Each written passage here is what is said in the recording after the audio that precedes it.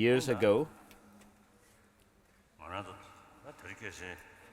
And so today, I usually say this, yes, I want to say this here. Since the evolution of human beings, and human beings developed this intelligence, when we faced problems and difficulties, the people started believing in some kind of a deity who would protect them from the fearful states, and where they found that they do not have the means to overcome those difficulties, and therefore began trusting some kind of a deity and by trusting them. And so perhaps it's been many thousands of years. And then later on, not only saying that there are spirits and gods and so forth, but by looking for reasons in order to strengthen their faith, this kind of system developed.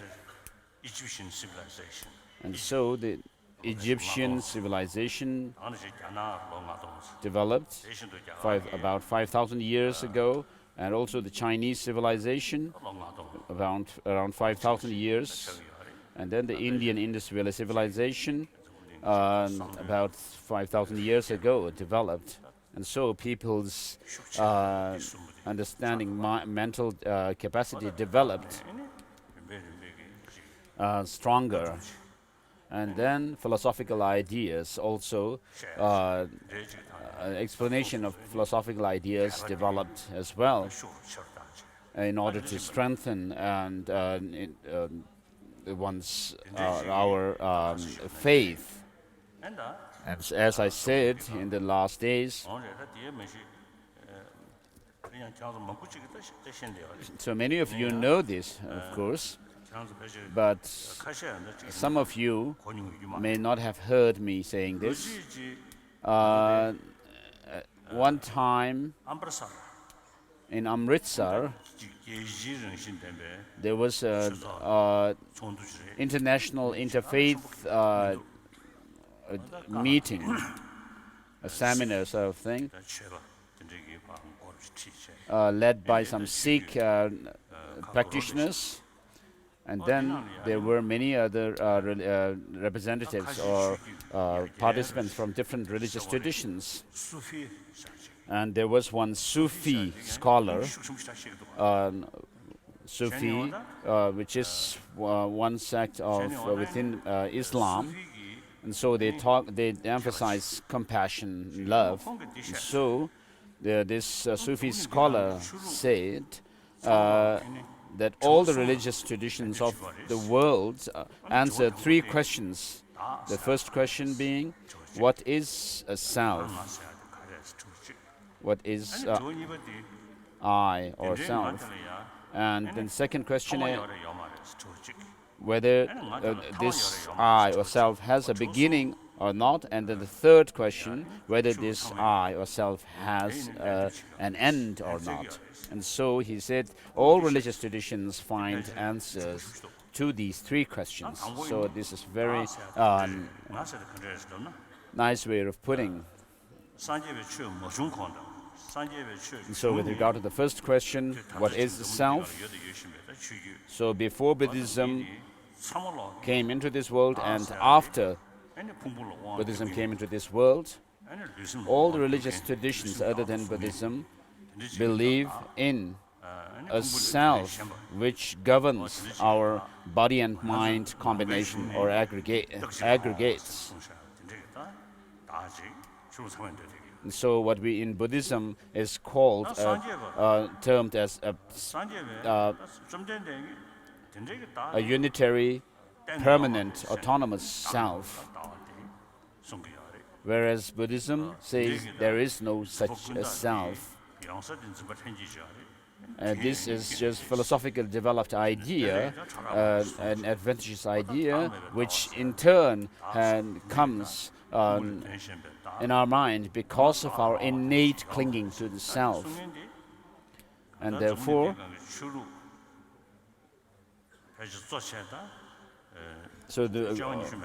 from amongst the many major religious traditions, maybe there may be 10 or 15 of them.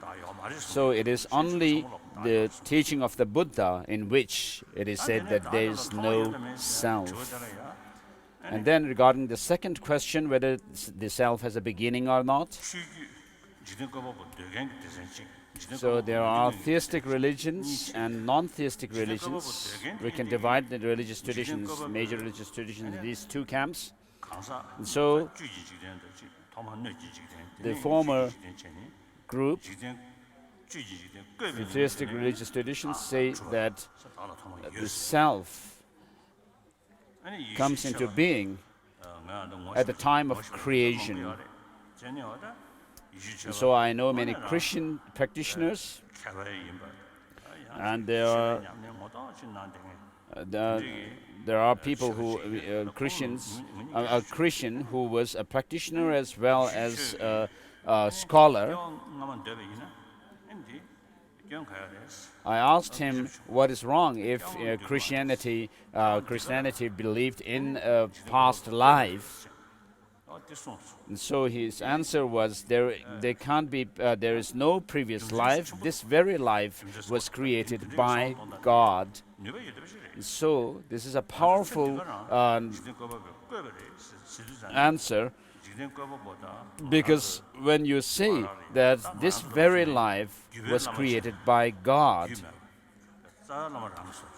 so we could relate to God directly, not having to go through some kind of a lineage teachers and so forth. So the purpose of this kind of teaching is to practice love, compassion, tolerance, forgiveness, and so forth.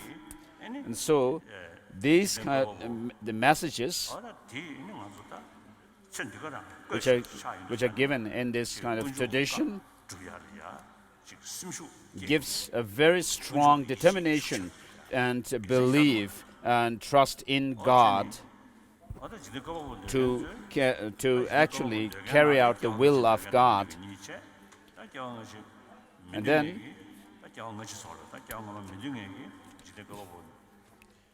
so within the theistic religions, there are those who believe in past and future lives as well.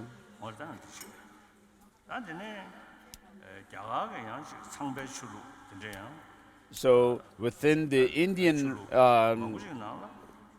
Brahminical religion, ultimately it is said that everything came from God, but then they also developed the idea of believing in past and future lives. Now, within the non-theistic tradition, there is the non-theistic Sankhya school, and Jainism and Buddhism.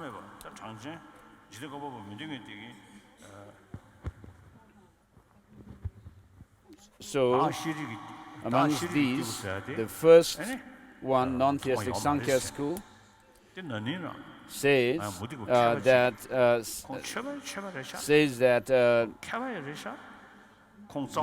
conscious I has no beginning. I met a Hindu scholar who told me that there is no beginning to this consciousness self. Although I didn't have any opportunity to discuss about this with Jain scholars, but in Buddhism there is no beginning to the self or I, because since the I or self is designated based on the aggregate,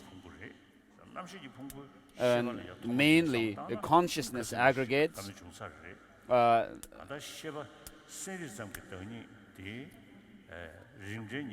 which is which must come from its own similar, its own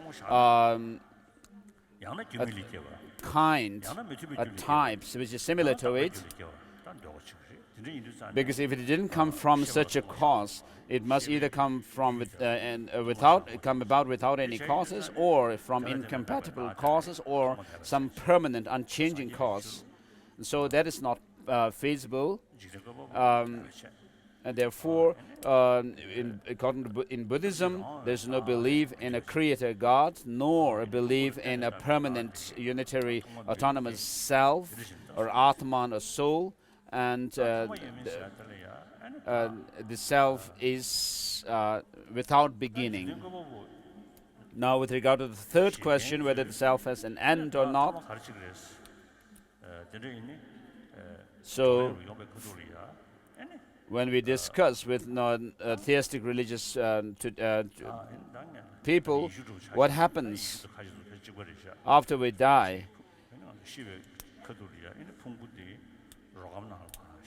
In Christianity, and they have this custom of burying the body, the dead body, in a coffin and underground, and then they believe that there is a final judgment on which day those who have done good would be sent up to heaven or led to heaven by God, and those who have done evil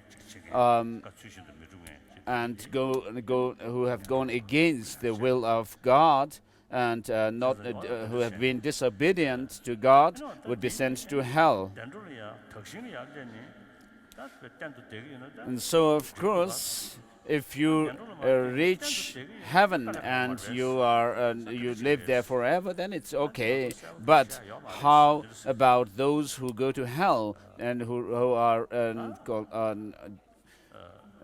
would live there forever? And then when I asked this, the Christian practitioners did not have any answer to it. They say they don't have any answer. And then in Shintoism in Japan,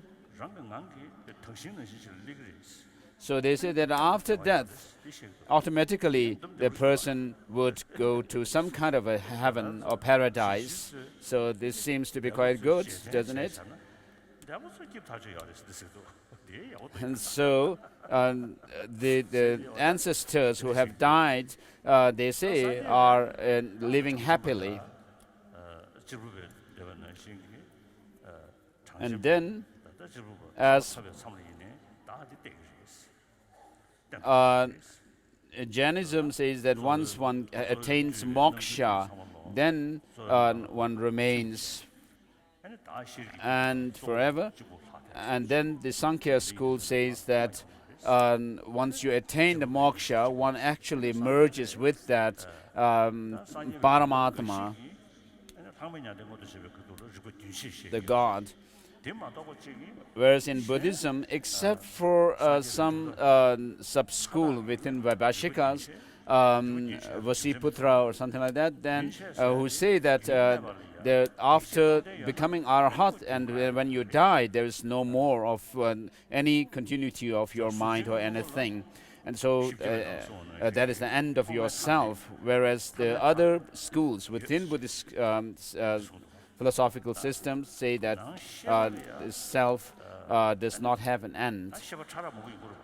So within the consciousness, of course, there are different degrees of subtlety.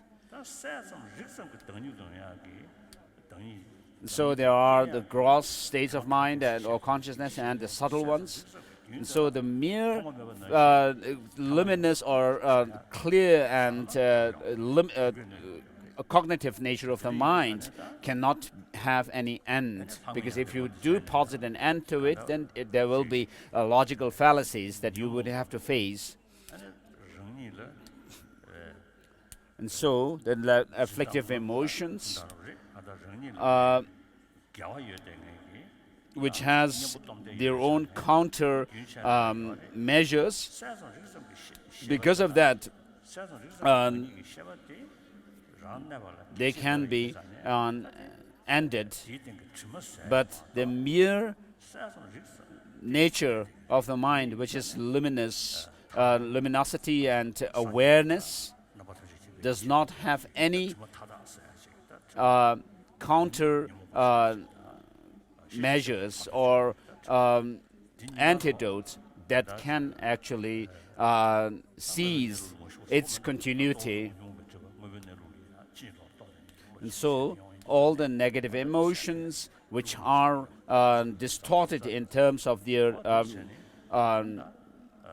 perception of things can be ended through antidote, by applying the antidote against them. So the basic mind, clear and aware nature, which has this clear and aware nature, goes up to Buddhahood. Up to Buddhahood.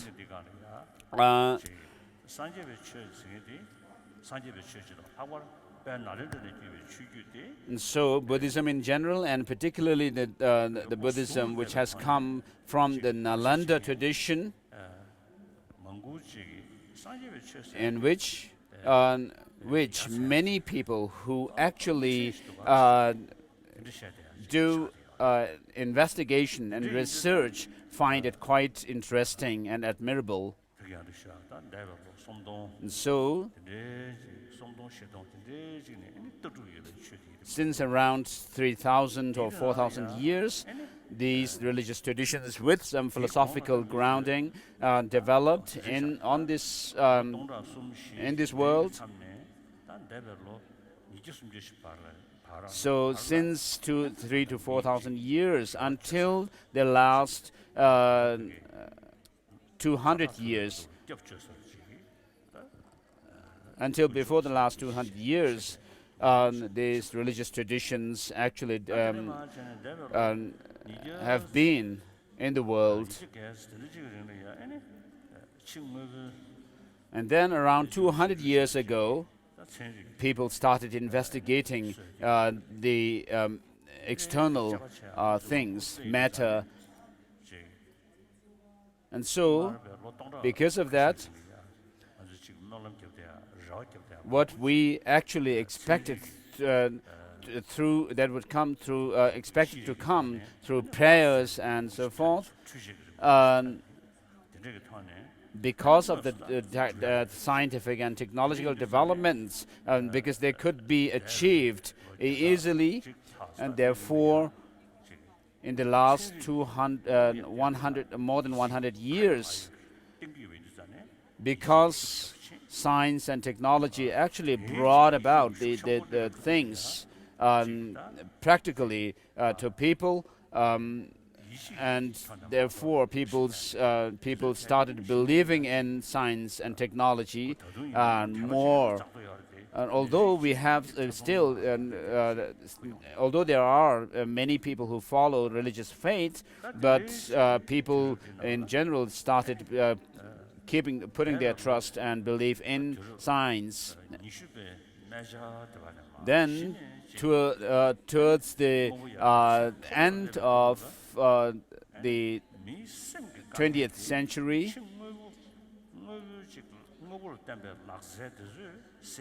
so people have begun to see that the mental problems cannot be overcome through material progress. People who have all the necessities in life, all the facilities that they need for living, find that their problems and difficulties cannot be overcome through the scientific and technological developments.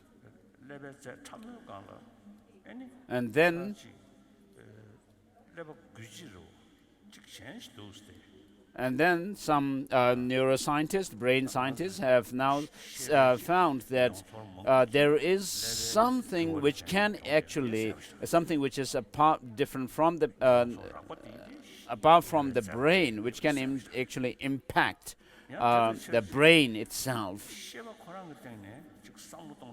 Of course, many of our experiences may be it's quite clear that many of our experiences are related to brain function, but some people today say that the brain can be affected by something else.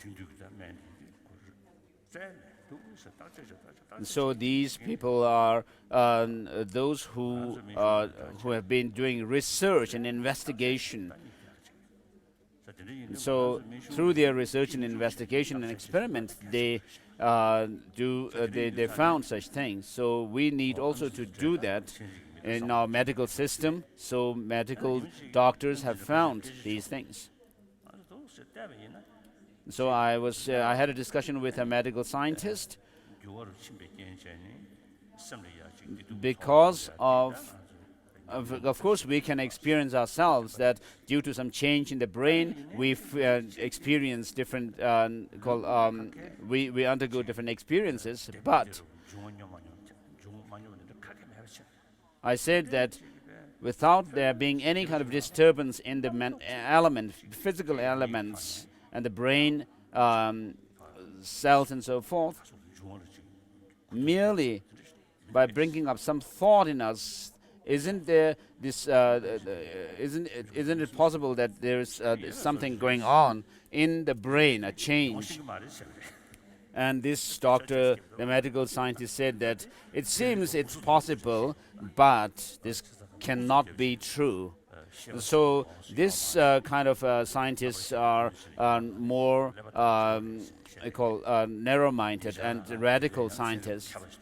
And so recently also I met a scientist. So he was quite honest. That when I asked him questions, he said sometimes that he didn't know that. But then he was quite staunch classical scientist who held on to the brain being the source of consciousness.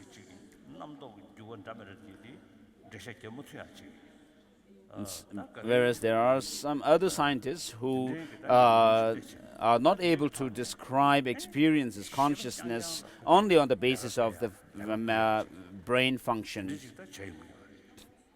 And so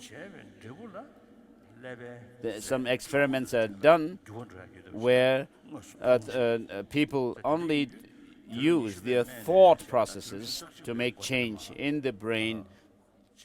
And so that we talk about this is talking about brain plasticity. And so there are such unbiased and kind of impartial scientists. So they say that there is some consciousness which has this cognitive and clarity nature which can impact the brain.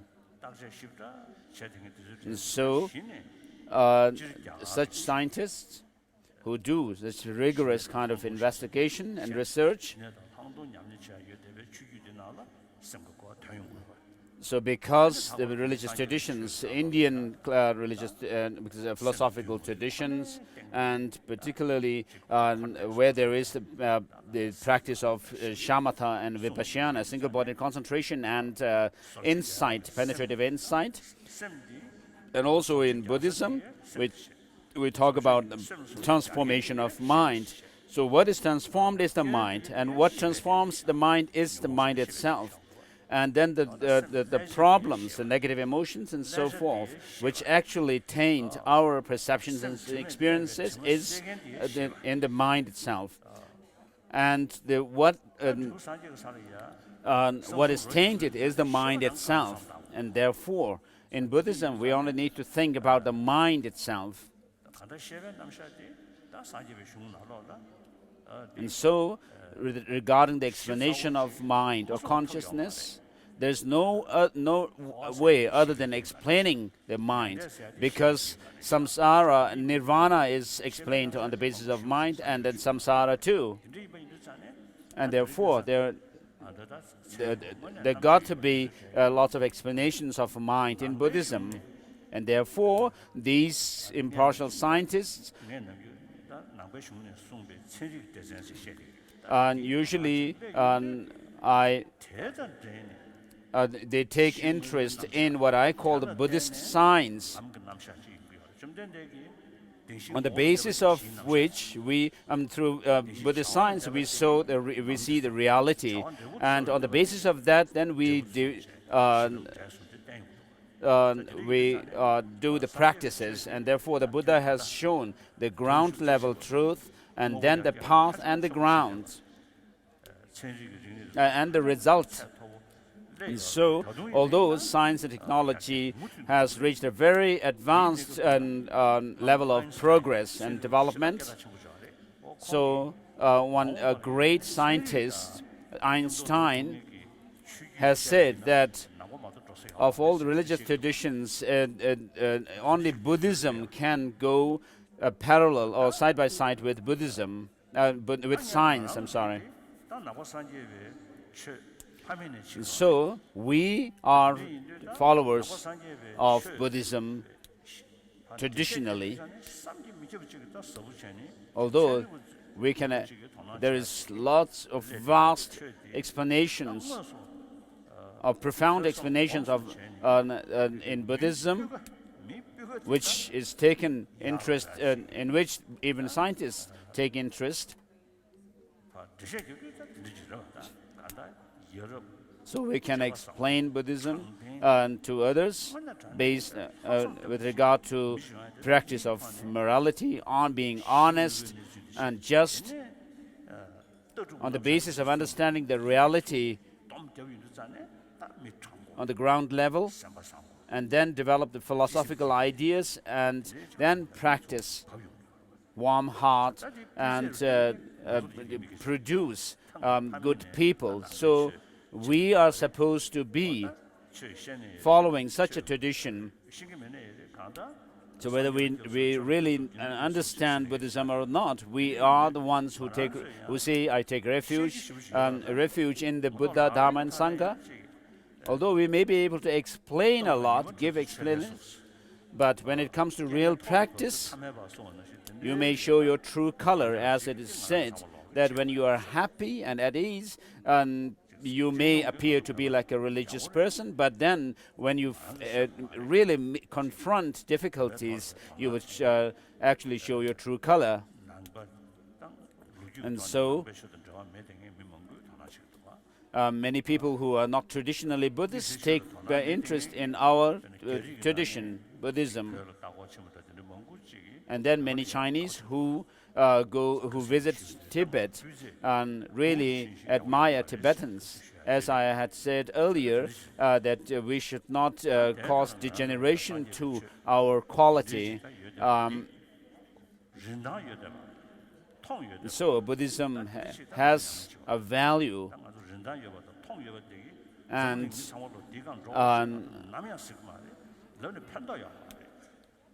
so of course we cannot say that everyone on this earth must be, all human beings must be, all people must be Buddhist. I mean, we cannot say this. There's no point in saying this.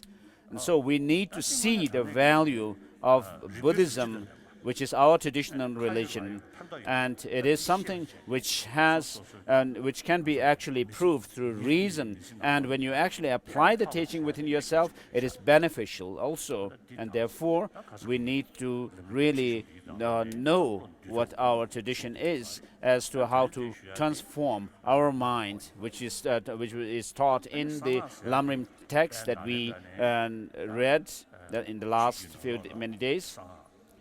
And then today we are doing the Tantric initiation with regard to which comes under the Tantric class. So regarding Tantra, there is non-Buddhist Tantra. They also have the visualizations and practice based on chakras, wind energy, drops and energies, and the channels. So at one point I met some Hindu practitioner in Gorakhpur.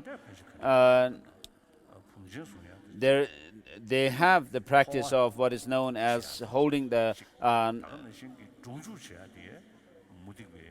vows. And then he also told me that they have the practice of projecting one's body out of the mind and transferring into other bodies. So some people say that, of course, without knowing that Buddhist Tantra is Hinduism, we need therefore to make distinction between Buddhist Tantra and Hindu non-Buddhist Tantra. So as soon as we do a Deity Yoga practice, we need to do that within the practice of dissolving ourselves into emptiness. So in every Deity Yoga practice, there is this phrase which says, dissolve into emptiness, or everything dissolves into emptiness. And therefore, since Buddhist Tantra is based on this understanding of emptiness, it differs from the non-Buddhist Tantra. And this understanding of selflessness or emptiness must serve as a factor to overcome the cognitive obscurations. And so, in order to be able to do that, we are going to do the Tantric initiation, which comes under the Kriya Yoga Tantra, the Action Tantra, and within which there are different lineages, and the lineage that this particular initiation belongs to is the Lotus lineage, within which we are doing the Chandra-Sikh initiation, Avalokiteshvara, with 1,000 hands and 1,000 eyes. And Tibet is known as these very the chosen or the special land related to Avalokiteshvara, as we find mentioned in the sutras as well. When the Buddha, where Buddha mentions the Buddha, Shakyamuni mentions that Tibet is the very special land connected to Avalokiteshvara, and Avalokiteshvara is the embodiment of all the compassion of all the Buddhas. So, Mahayana, the teaching boils down to the practice of Bodhicitta, the cultivation. And so, the practices pertaining to the beings of intermediate scope and the beings of small scope actually are the preliminary practices that leads to the cultivation of Bodhicitta. So our main practice is this, Bodhicitta, the spirit of enlightenment. As we come across this phrase, my guru deity, and so here your practice is Chandra-Sikh is related to our practice of compassion and the Bodhicitta. And so Chandra-Sikh, being the embodiment of compassion of all the Buddhas, is related particularly to this practice of Bodhicitta, compassion.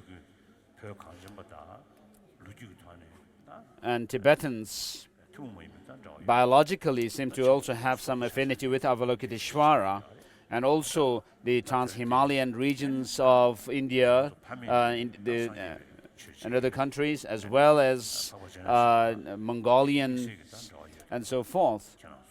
So you are the people from the Tibetans and other traditional Buddhists following the Tibetan Buddhist tradition. Of course, you are related to Avalokiteshvara. And in China, Kuan Yin is considered, regarded very highly and sacred. And then people from the Western countries, you were not traditional Buddhist, but whether we call it your the imprints from your past lives, or whether we say that because of your investigation, by using this intelligence, you found Buddhism and then chose Buddhism as your religion. And so, all of us, for all of us, our main practice is Bodhicitta. And therefore, Avalokiteshvara, if you make Avalokiteshvara your own deity, the special deity in your meditation for cultivation of bodhicitta, it would be very good. And so in order to do this initiation of Avalokiteshvara, we need first to go through the preliminary process. And so we are actually doing the preliminary process and the actual initiation in one sequence. And so first, His Holiness is doing the Gektor, which is an offering of Dharma, a ritual cake, to appease spirits or some kind of a negative spirits or evil spirits who might otherwise hinder this practice of giving the initiation and doing the preliminary to the initiation.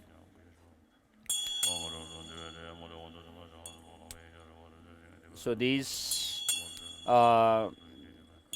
obstacles or the interrupters are summoned.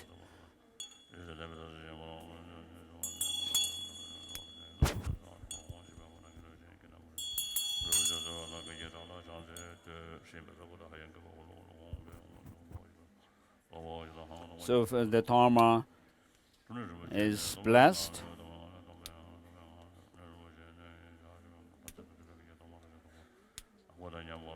so from everything is dissolved into emptiness, and from within this state of emptiness, the a vast container is arises, and then containing these offerings.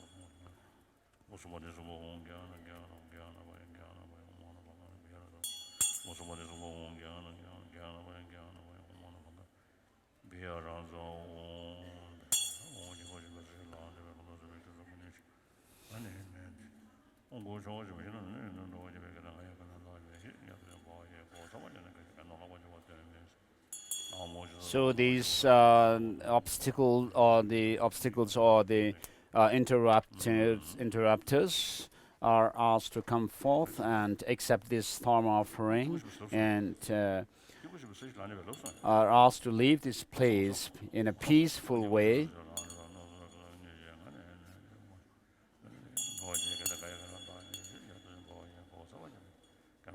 And then if they don't listen, they are told that if you don't listen to me, when I ask you gently to leave this place, and I will now ask you to drive your way forcefully.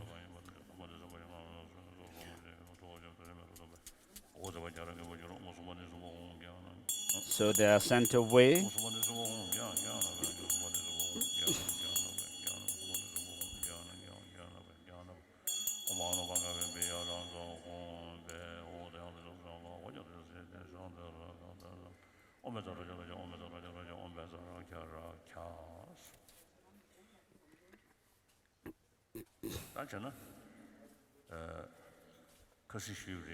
So as I said before,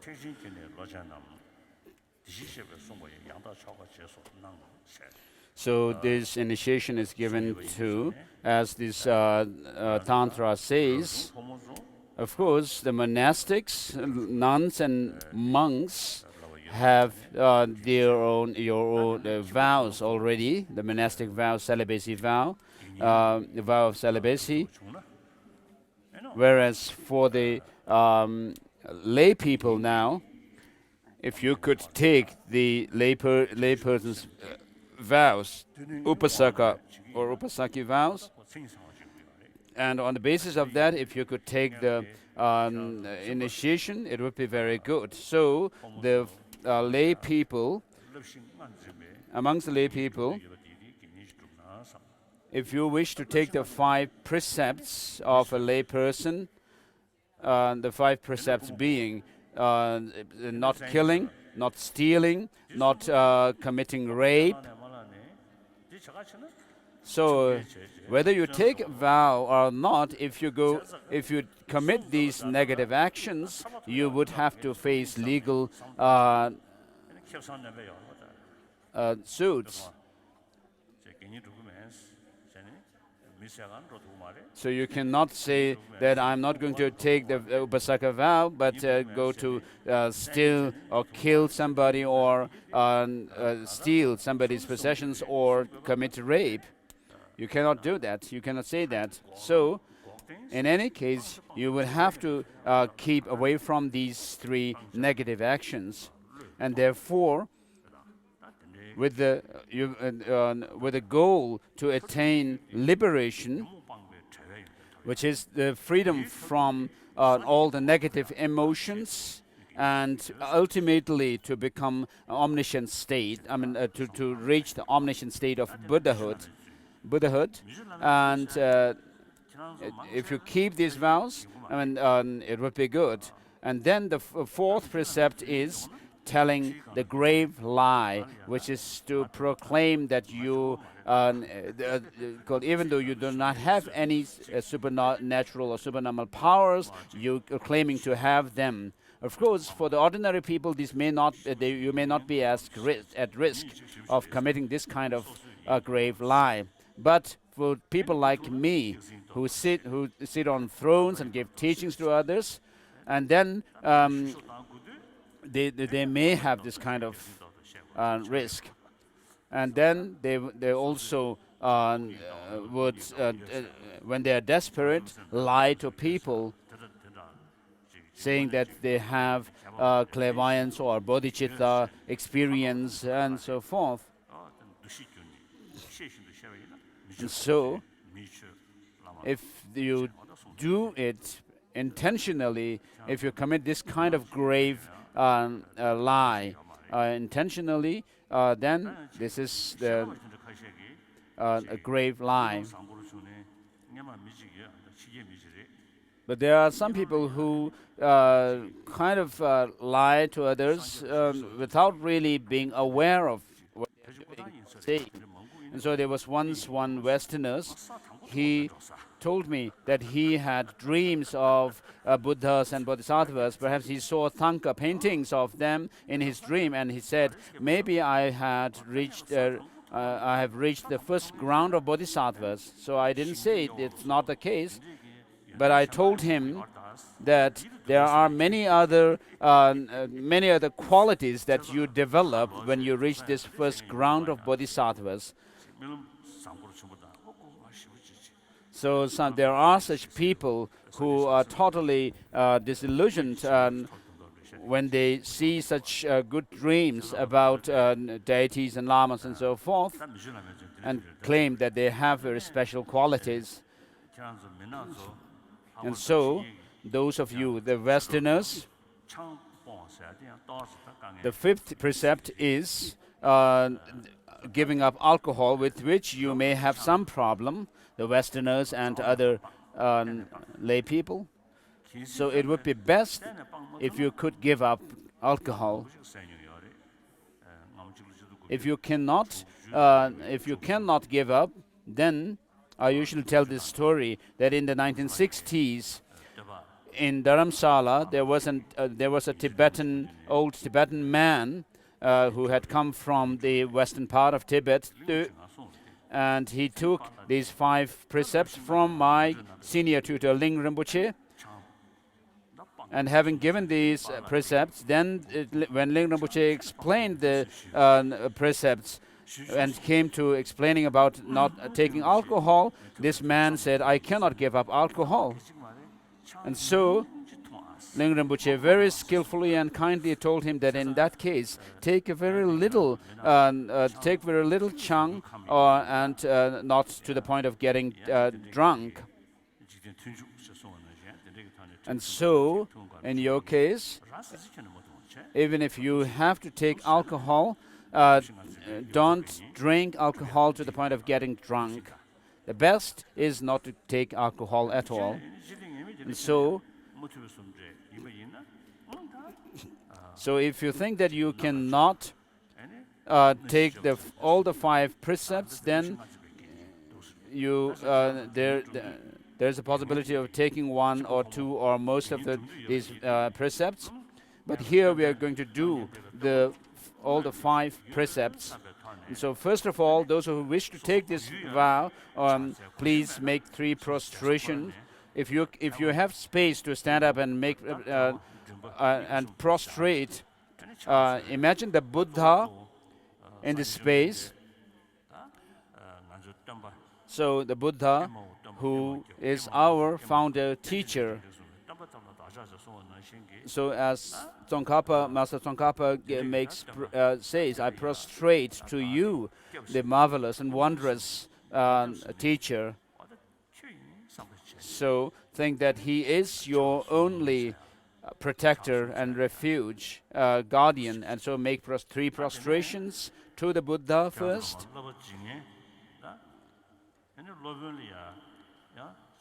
And then make 3 prostrations again to me, who is going to give you the vows. Only to the lay people, please.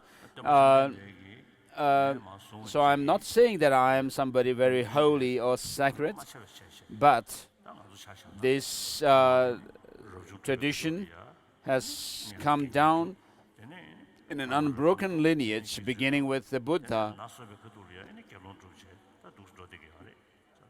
And so we have this tradition of taking the Upasaka vows and then becoming a Rabjung, and also taking novice vows. And then when you come of age to become fully ordained monks, then you do receive that.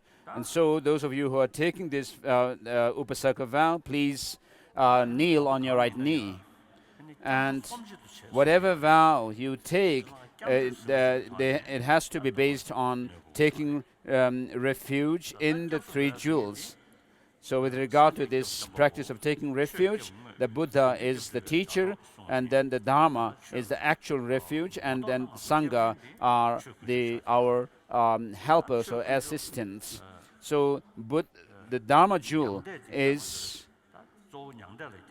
our actual refuge, which in turn means we are taking refuge in nirvana, the state beyond sorrow. And so this is to say that samsara is brought about by our craving. We are propelled into this samsara by craving, and so nirvana means freedom from this craving. And also the Buddhahood, so think of this, the total freedom from all defilements, defilements, and reach the thing of Buddhahood. Please repeat. Please, Master, please pay heed to me. I say your name here, known by this name, from now on until I die. I take refuge in the Buddhas. I take refuge in the Dharma. I take refuge in the Sangha. Master, please hold me as an Upasaka until my death. Now repeat this. Master, please pay heed to me. I, from now until my death, will take refuge in the Buddha, will take refuge in the Dharma, and will take refuge in the Sangha. Master, please consider me as an Upasaka until my death.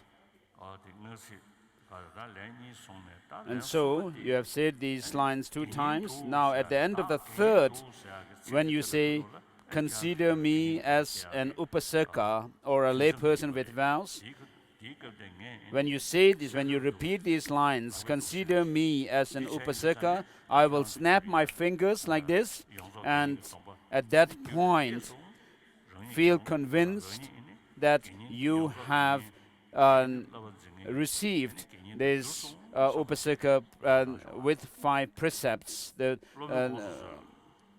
Master, please pay heed to me.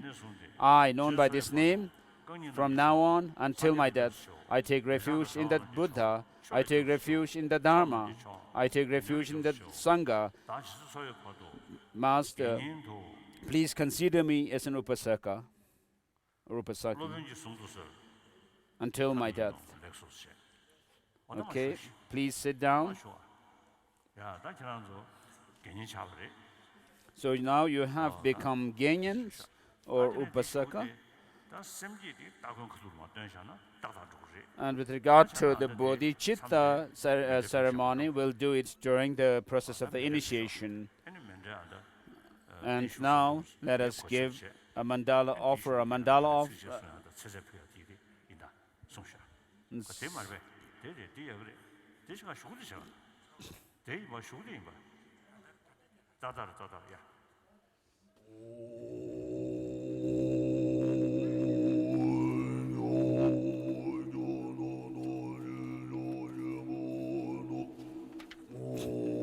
so inseparable from the victorious, pervasive Lord, the great holder of Vajra, complete master of the doctrine,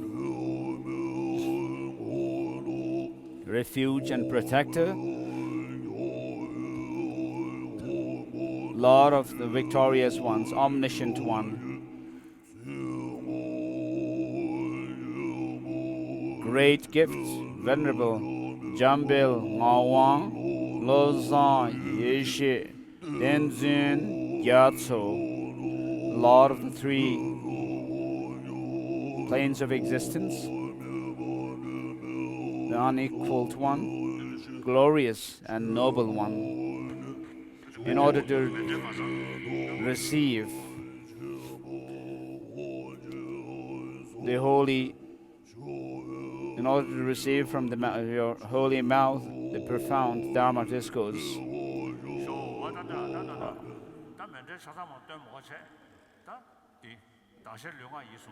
So let us just say the one verse, mandala offering here. This ground anointed with perfume, strewn with flowers, adorned with Mount Meru's 4 continents, the sun and the moon, I imagine as a Buddha field and offer it up to you. May all beings enjoy this pure land. La ma ye tam kun cho sum la bu to je wang ge she ne da la jing ge la to su.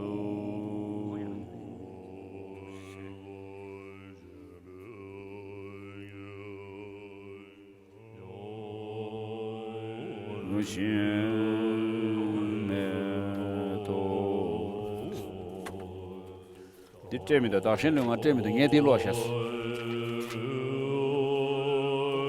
Nye Diloshes, Dashen Lunga Malaviche.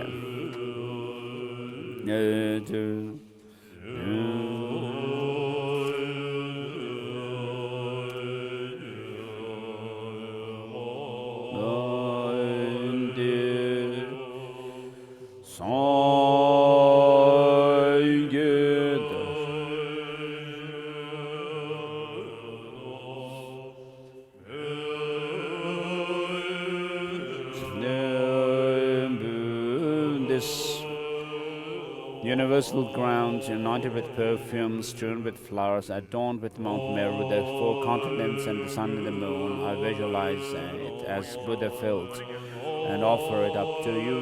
May all sentient beings, enjoy this pure land. Idam Guru Ratna Mandala Kam Niryataya Me.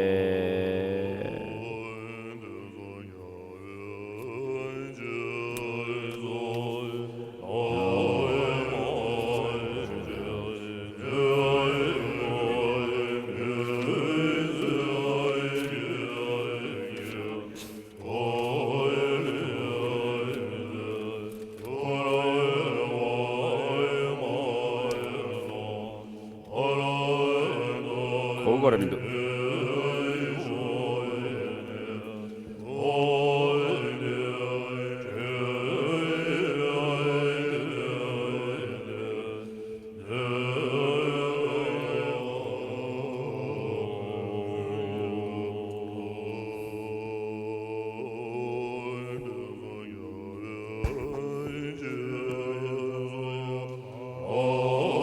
So the embodiment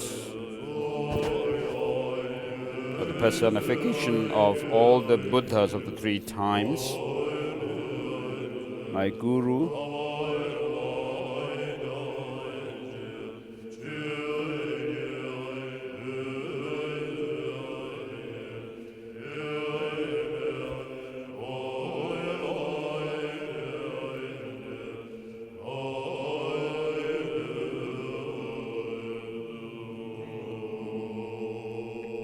so please accept it and shower on us the rain of the profound and vast Dharma.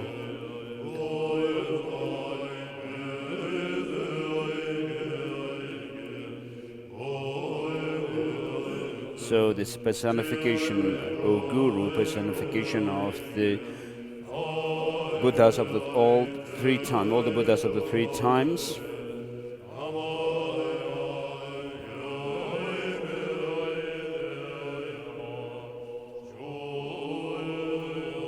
please remain forever by accepting this offering.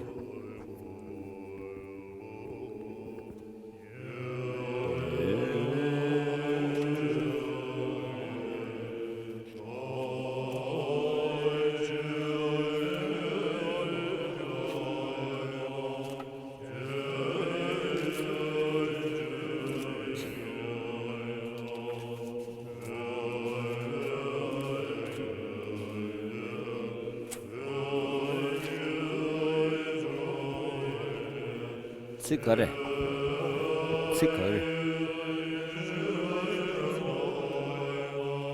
Komda.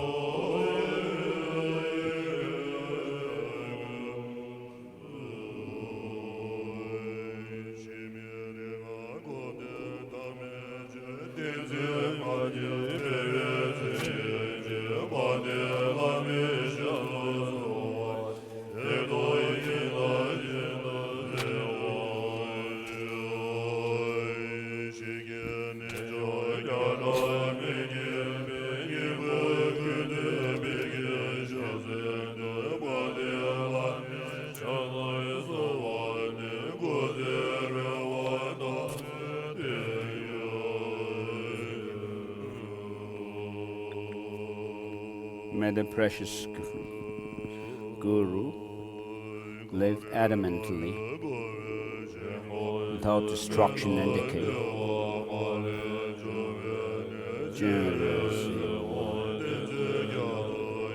This land surrounded by snow mountains, in the land surrounded by snow mountains, you are the source of all happiness and benefit. Lord Chenresik, Tenzin Gyatso,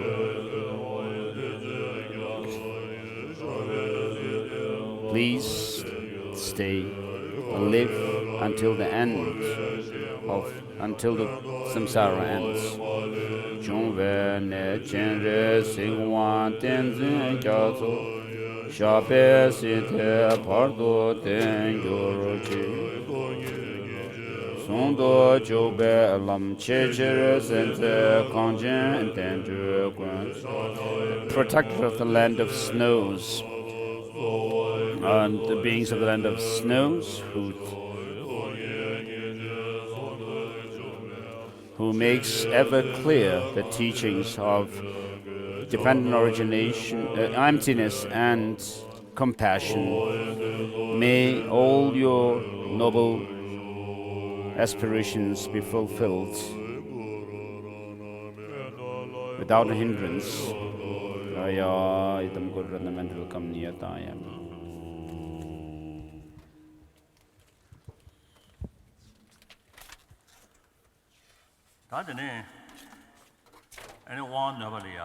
So in order to take the initiation,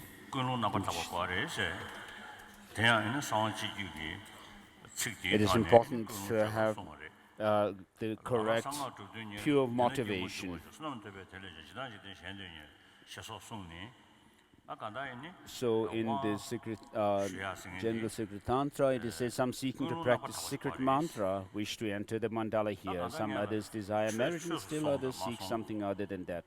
And so it is very important to have the pure motivation, whether your dharma becomes turns out to be a dharma for you, or whether the Mahayana teachings become turn out to be a Mahayana dharma for you, depends on your motivation. So with the motivation to overcome your enemies and to safeguard your relatives, and for fame, name, and so forth. If you do dharma practice for these purposes, then instead of becoming virtuous, it may turn out to be non-virtuous. And so Kongtang Tenpe Döme has said that tantric practices, which are meant for the final enlightenment, if this is used for mere longevity or to gain wealth and also to overpower others, and also to overcome some kind of obstacles, and saying that, oh, I have some obstacles, therefore I need to make my fire puja offering, and so forth. We do these things. So if you do these things, and then the gods of wealth in the Kriya Tantra, there are these gods of wealth and so forth.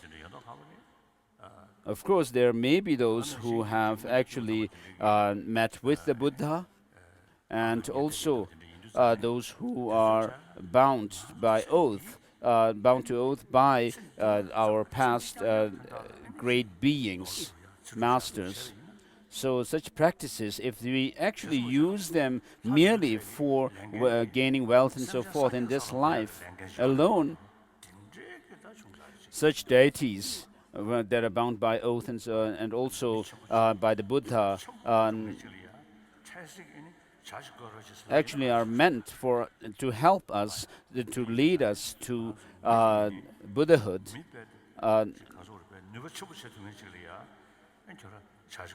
So it's like asking someone who can really do a great deal of things, and asking such a person to please make me a tea for a very trivial purpose. So we may say we are actually doing propitiating or beseeching help from the Mahakala and the Baldan Hamo and so forth. And for a very trivial purpose, it's not right. So it says, some seeking to practice secret mantra wish to enter the mandala here. And then there are also those who seek one's own benefit. So there used to be once one ethnic Tibetan who lived in Shimla, and she came to see me every year around the Losar Tibetan New Year time, and always whenever she came to see me, she would make this prayer: please do not let me into hell realm. So as if whether the old lady herself goes to hell or not, it was in my hands. But of course she was ignorant. She didn't really understand Dharma, but was really devoted. And so to have a long life and overcome sickness and so forth, with that motivation, if you try to take this initiation, that's a wrong motivation. And you should not also have the wrong motivation, which is wishing to attain liberation for your own sake alone. Now, the kind of motivation that you have to bear is, while you have this opportunity to to practice the path, that leads to omniscient state, from now on you should make this determination and pledge that you will not harm any other sentient beings. Make this firm pledge, and even if you cannot help others, you will not harm them. And therefore, have this motivation to reach Buddha, to reach Buddhahood in order to help all sentient beings, infinite, like the expanse of the space. So the intelligent one who seeks the future lives should faithfully strive for transcendence and enter the mandala, not desiring the results of this life. If one strives for this life alone, the purpose of future life will not be fulfilled. Striving for the benefit of future lives will enhance the results in this one. And next is the students arising into or transforming into the principal deity of the mandala. Here, you are arising into Avalokiteshvara. So develop the attitude that you are not in the ordinary form. Instantaneously, you transform into the aspect of great compassionate one with one face and two hands. So, as I said earlier, when you do tantra, tantric practice, you need to transform yourself into a deity from within the understanding of emptiness. You cannot just imagine this body made up of flesh, blood, and bones, and so forth, as transforming, becoming our Avalokiteshvara, just like that. And so, first think about this I. We have a sense of I, and so how does this I appear to your mind? So, whether it's yourself or things outside, others, everything appears to your mind as if they have some kind of independent objective existence, true existence. So even in dreams we have such appearance in our mind. So of course this true appearance will be there until you attain the path which is totally absorbed, which directly perceives emptiness. So what appears to our mind is that things are independently, objectively existent, and not that they are designated by our conceptions and language. If this were true, if things were to have any objective existence, then, for example, when you think about yourself, this I, if you try to find the I within the body and the mind, you will not be able to find anything that you can point to as being this I. And so just think about it. This solid I that appears to me, to my mind, because of misperception, misconception, just determine in your life, in your mind, that there is no such an objectively existent solid I.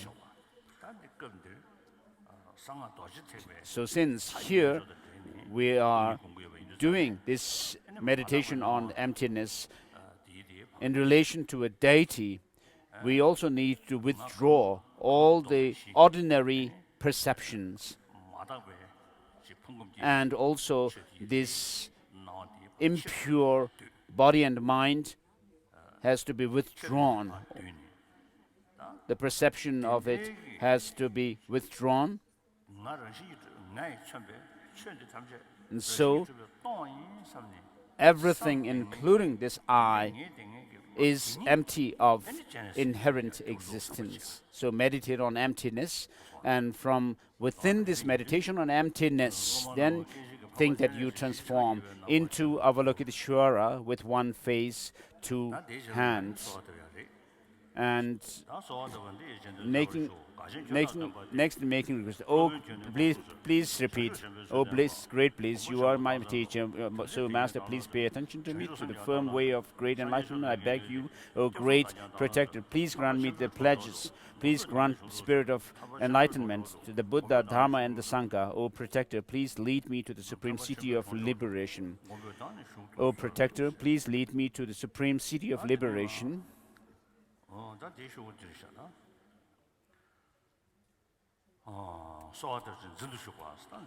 And next is fostering the firm conviction in Tantrayana and making a pledge. And so I say, my child, come here. I'm calling you, my child, and I will correctly teach you this ritual of the conduct for the Mahayana secret mantrayana. You are a great and suitable vessel. And so all the Buddhas of the three times became fully enlightened, relying on Bodhicitta.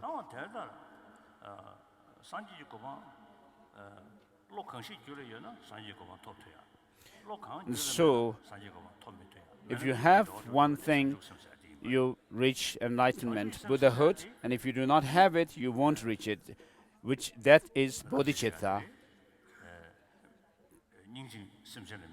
So, as I said before, with compassion, you focus your mind on, direct your mind towards sentient beings, and with wisdom, you focus your mind on enlightenment.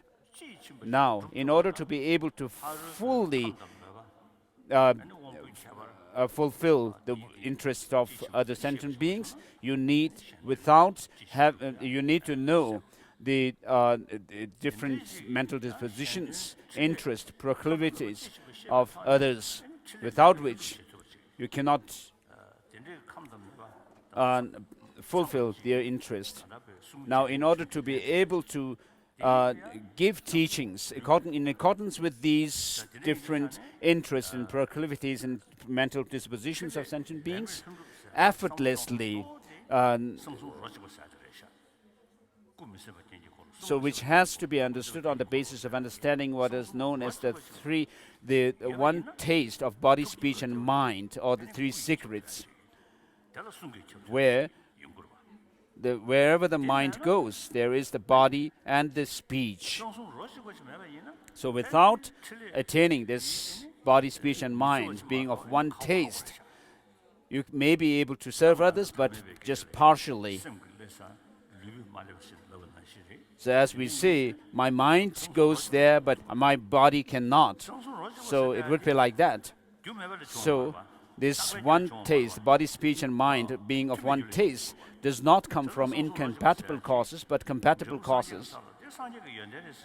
So it's not just enough to say that, oh, this is the quality of the Buddhas, but these qualities, the Buddha's mind, body, and speech, are also compounded phenomena. So even though these qualities are within a Buddha, since they come through causes and conditions, they are compounded phenomena. They have to follow the same rule as any other compounded phenomena, that they must come through compatible causes and causes which are homogeneous to them or have of similar type, and therefore they must be present. The causes must be present during a trainee level and at the level of a trainee. And so, in Buddhahood, there is the union of body and mind, and we use the term Dharmakaya, the speech being Sambhogakaya, and then the body of a Buddha being the Nirmanakaya, the emanation body. So since Tantra has such a profound method in the highest yoga Tantra to achieve such a goal, Therefore, as preliminary to that, we have the 3 lower tantras, Yoga Tantra, and then Charya Tantra, and then the Kriya Tantra. So what is taught in these lower tantras actually are taught with the highest resultant state of Buddhahood that you can attain in reliance on the highest Yoga Tantra. So how do we talk about these, the body, speech and mind at the Buddha level of being of one taste? We need to now make the distinction between subtle and the gross states of mind. And so the subtlest one is the subtle clear light, which is mounted on the subtlest wind or energy, the motile energy. And so, on the basis of these two, the subtlest mind and the subtlest energy, so which is even within an insect or a bug, so which has a mind.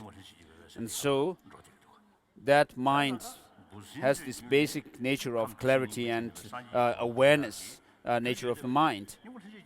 And therefore, they have the Buddha nature. And therefore, this even at this basis level, we have the subtlest mind and the subtlest energy. And so, the Buddha's mind and the body is explained on the basis of this ground reality.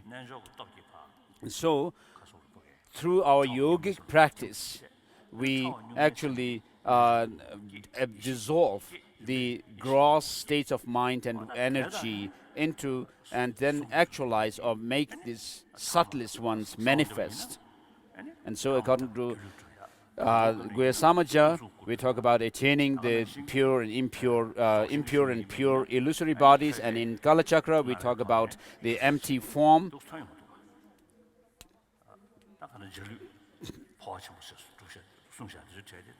And then in the Dzogchen practice we talk about attaining the rainbow body and so forth, which is the self-appearance or of this clear light mind, the innate clear light. And so without relying on the tantric path, there's no way you can attain the body, speech and mind being of one taste. And so Kunkyang Lama Jamyang Sherpa says, so Tantra shows the highest antidote to the defilements. Although in Sutrayana, emptiness is taught, but in Sutrayana, the highest subjective mind, which is the innate clear light mind, is not taught. And although in Sutrayana there is explanation of or mention of the cognitive obscurations,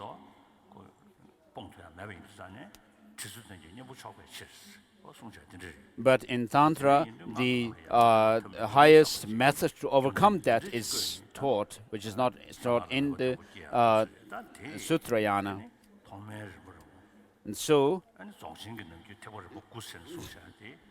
in Dzogchen, we have the 9 yanas. First, we go through the first 3 yanas, and which leads to the next 3, and then we have the last 3 yanas. So all these are taught or practiced on the basis of this clear light, innate clear light mind. So the Master is calling on you.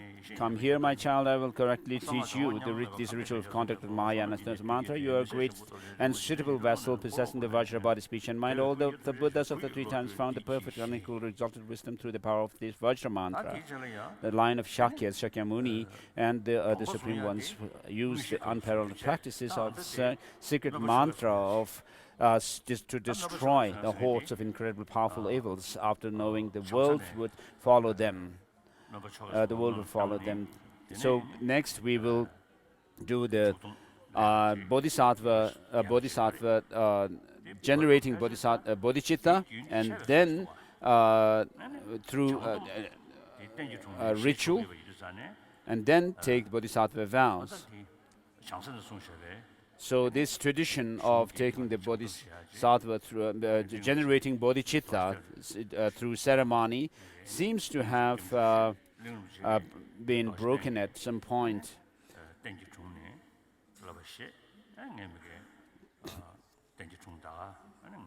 So in one time in Bodh Gaya, Ling Rinpoche took bodhisattva vows in front of the Buddha statue, and then I took from Ling Rinpoche. And so which is following the bodhisattva bhumi. And so this tradition seems to have disappeared. So it's all this saying. So please say this.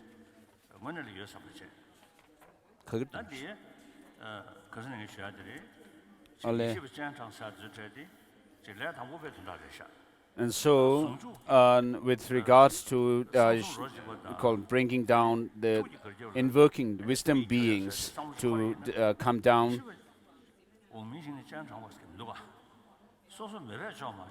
if you are at a trinity level where you have reached the union state of a trinity level, then there is no need for to invoke the wisdom beings to come down and to dissolve in you. Of course, if you can take it with your faith and conviction, the Buddhas and Bodhisattvas are always there, right in front of you. And so imagine the Buddha and the Bodhisattvas being present in the space before us. And so, due to certain circumstances, we have gathered here.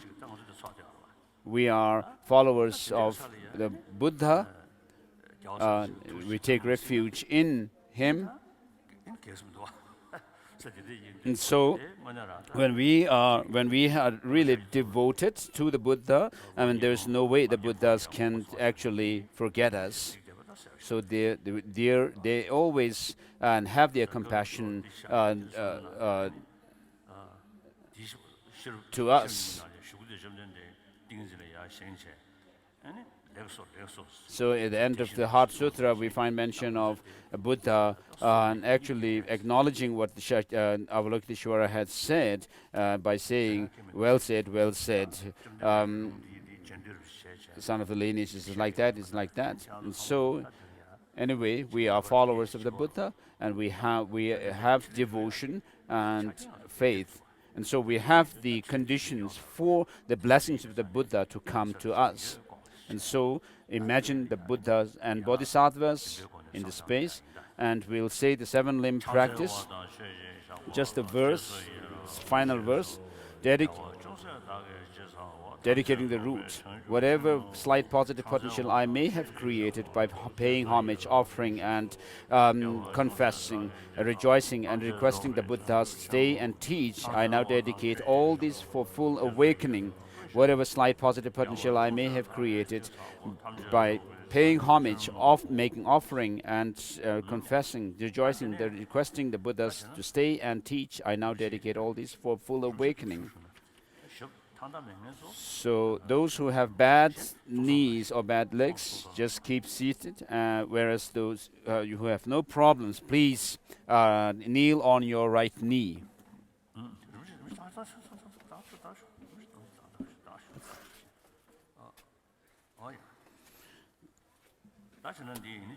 So please repeat these lines.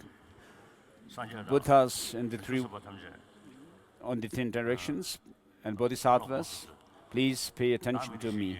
I, known by this name, from now on until I reach the essence of enlightenment, I take refuge in the Buddha, the best of the bipeds. I take refuge in the Buddhas and bodhisattvas in the 10 directions. Please pay heed to me. I, known by this name, say your name. From now on until I reach the essence of enlightenment, I take refuge in the Dharma, the best of freedom from attachment. Buddhas and bodhisattvas in the 10 directions, please pay heed to me. I, known by this name, from now on until I reach the essence of enlightenment, I take refuge in the Arya bodhisattvas, the best of congregations. So, although this ritual is quite long, to the Buddha, Dharma, and the Supreme Assembly, I take refuge until I'm enlightened. To the Buddha, Dharma, and Supreme Assembly, I take refuge until I'm enlightened. So, having taken refuge, now please generate aspiring bodhicitta. Buddhas and bodhisattvas of the 10 directions, please pay attention to me. I, known by this name, in this life and in other lives.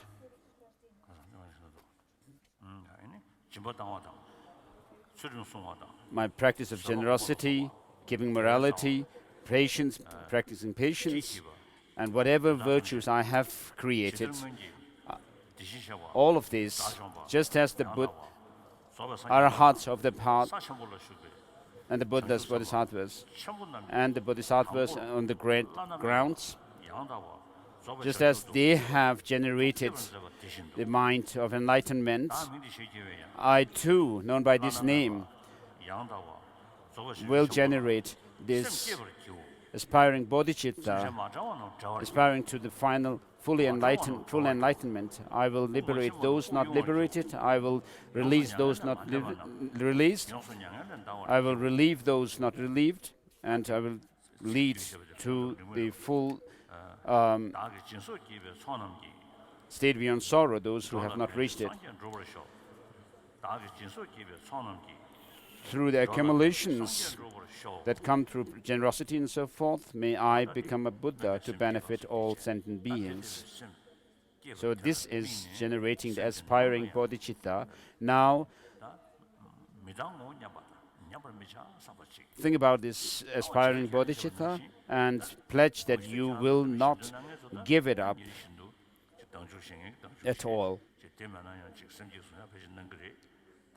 And so, of course, there are people who do self-generation of deities and so forth, and self-initiation and so forth, and you will do this ritual. And so those who do not have such practices, you should also remind yourself of this aspiring bodhicitta. Today, my life has borne fruit. This human life is meaningful. I'm born into the Buddha's as a Buddha's child. As long as space remains, as long as sentient beings remain, may I too remain to dispel the miseries of the world. So with this, we have completed the aspiring bodhicitta. And next is blessing your body, speech, and mind.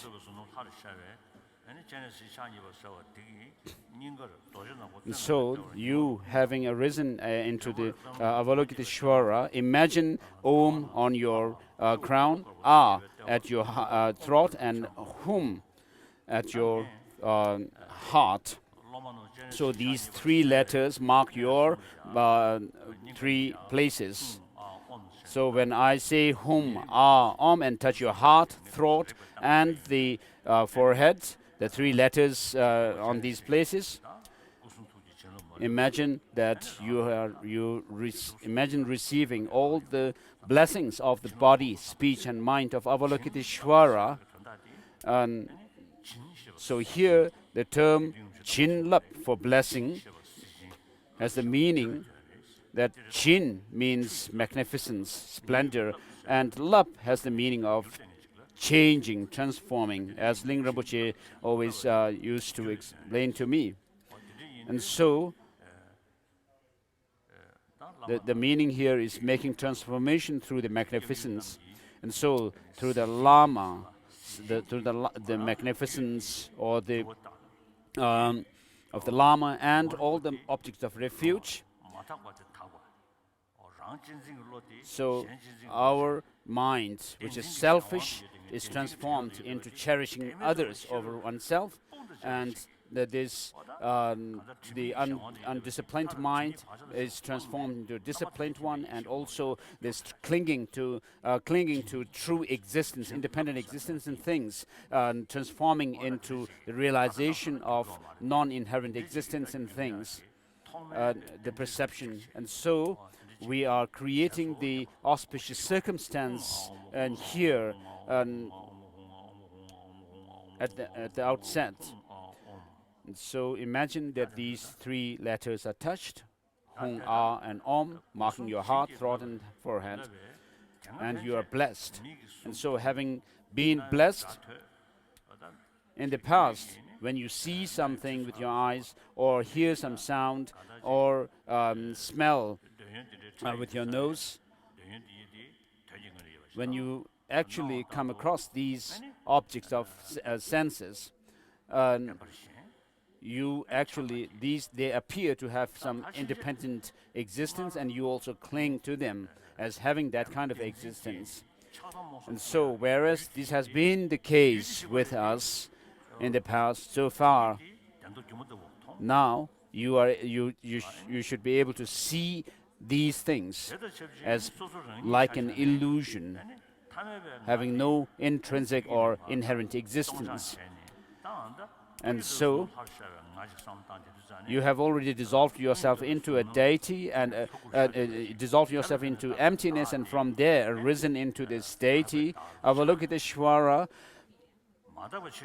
And therefore, the sense of I that you have now should be a sense of I based on this pure body and mind of Avalokiteshvara, even in imagination here.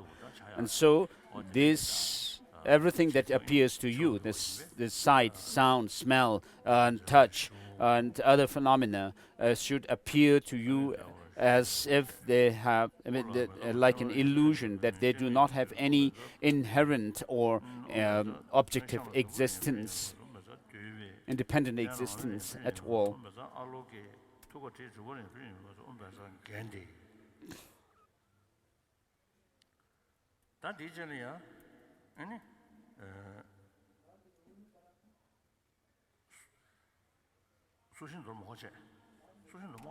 So we'll not go through the process of throwing the neem stick.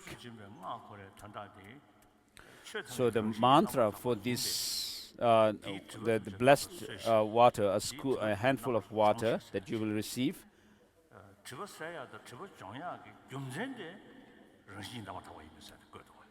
So, and it is said that all the defilements are cleansed, and as a reason for that, what is said is that because all the defilements do not have any inherent existence, and so we may be able to say that once the three visions of whitish appearance and so forth have ceased, by actualizing the innate clear light, when you are able to reach that point, then these three will never arise in your mind again. So until you have overcome these three visions completely from your mind, you are a sentient being. Once you have overcome all of this, then you are enlightened and enlightened beings. And so it is said by both Naga Bodhi that until you have overcome the three visions, you will not attain omniscient state. Whereas by using this clear light, the innate clear light mind, when you are able to reach such a state where these three are overcome, so that they can not arise in you anymore, then you have reached omniscient state. So because things are empty of inherent existence, so all these objects of knowledge is pervaded or encompassed by the emptiness, and therefore do not think that things have independent existence, but remind yourself of or reflect on the empty nature of things. And so, from the vantage point of this, the innate clear light nature of the clear light mind, that you cannot talk about pure and impure realms. And so, as it is said in the Dzogchen teachings, so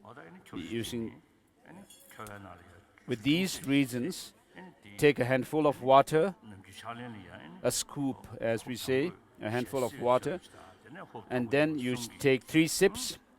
First, take a sip to rinse your mouth, and then take 3 more sips, which is to symbolize that your body and mind and speech are cleansed. And we'll not have the distribution of the kusha grass because we do not have to check our dreams here. And therefore, I'm going to distribute the blessed string.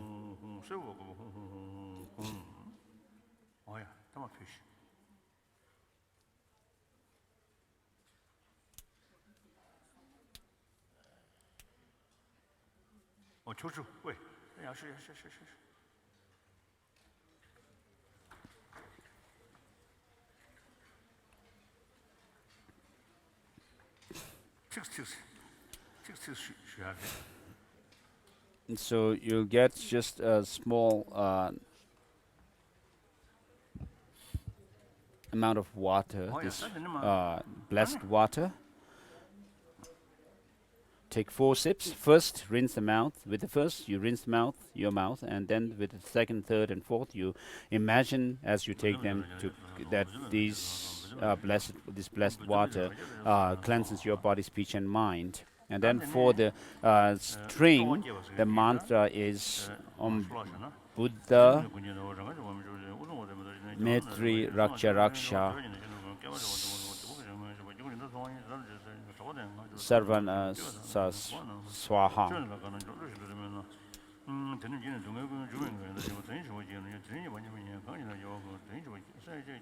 And then next is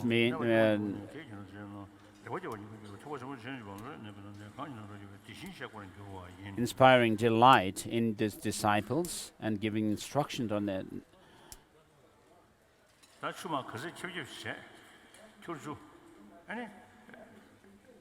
So the water should be distributed as far as it can cover.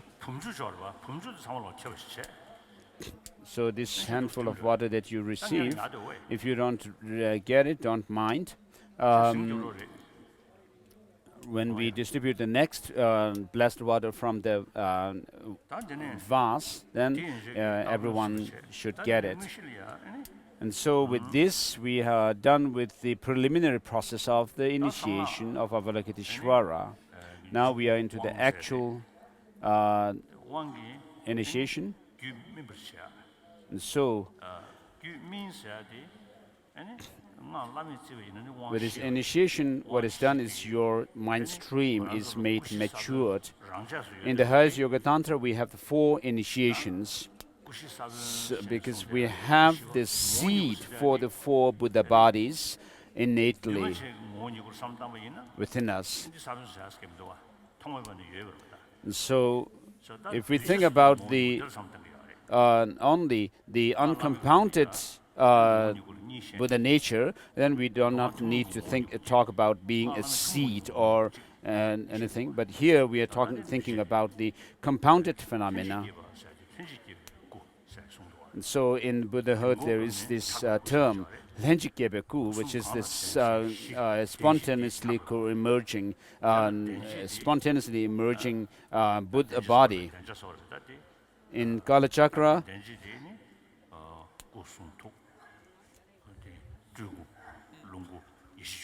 it mentions the three Buddha bodies, the Dharmakaya, and Sambhogakaya, and Nirmanakaya, which is based on that innate quality. And so these seeds are made manifest in you. And so, to sum up, to summarize, we have the four bodies can be included into two, which are the Rupakaya, the physical dimension of a Buddha, the physical or the form body, and then the Dharmakaya. So we have this, the energy which goes with the subtlest mind, which is the substantial cause for the Buddha body. It's just like a seed, which when you sow it into the ground, then there will be sprout and others. And so, in Tantra, we have the maturing initiation, and then the path, which is the liberating path, liberating initiation or empowerment, and then the resultant initiation. And so, in order to give this initiation, we need to have a basis on which this can be actually effective. And therefore, in order to receive initiation, please make a mandala offering. This ground anointed with perfume, strewn with flowers, adorned with the Mount Meru, with the sun and the moon, the four continents. I imagine this at the Buddha field and give it up to you. Please accept it. Bless. May all sentient beings see. Please repeat this.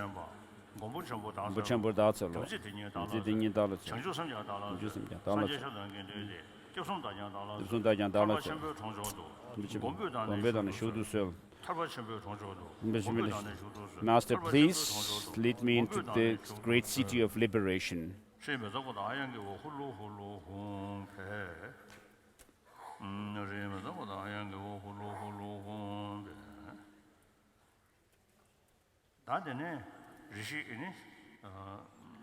So, for the time being, since you are not allowed to see the mandala, please put on the blindfold that you have received.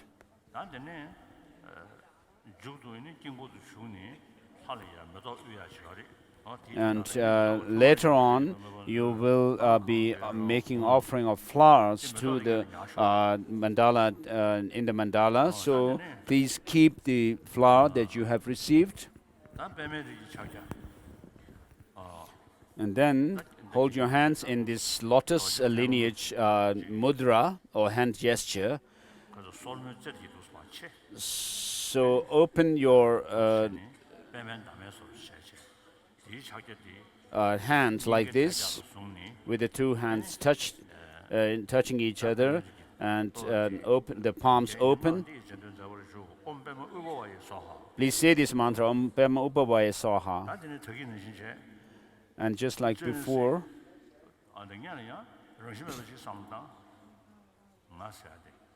and now again think about this emptiness, that I does not exist inherently. As Master Nagarjuna says, a person is neither the earth, water, fire, and so forth, down to the consciousness. And then what is an I? What is a person? And he says, so in the 22nd chapter of Madhyamaka Avatara, Master Nagarjuna says that Tathagata is neither his body nor different from the body. He is not in the bodies, not in the aggregates, and nor the aggregates are in the Tathagata. And what else is the Tathagata? And so we can use the same line applying to oneself. I can say, for example, regarding myself, say the Tenzin Gyatso is neither his aggregate nor the aggregate separate from it and so forth. And sometimes I also use my childhood name, Lamutundrup. So Lamutundrup is neither the aggregates nor the nor separate from them. Neither the aggregates are not in the neither Lamutundrup is in the aggregate and so forth. So you can also think about yourself as you have already imagined yourself as a deity. Make that visualization more clearer now, and imagine a hum syllable at your heart. And so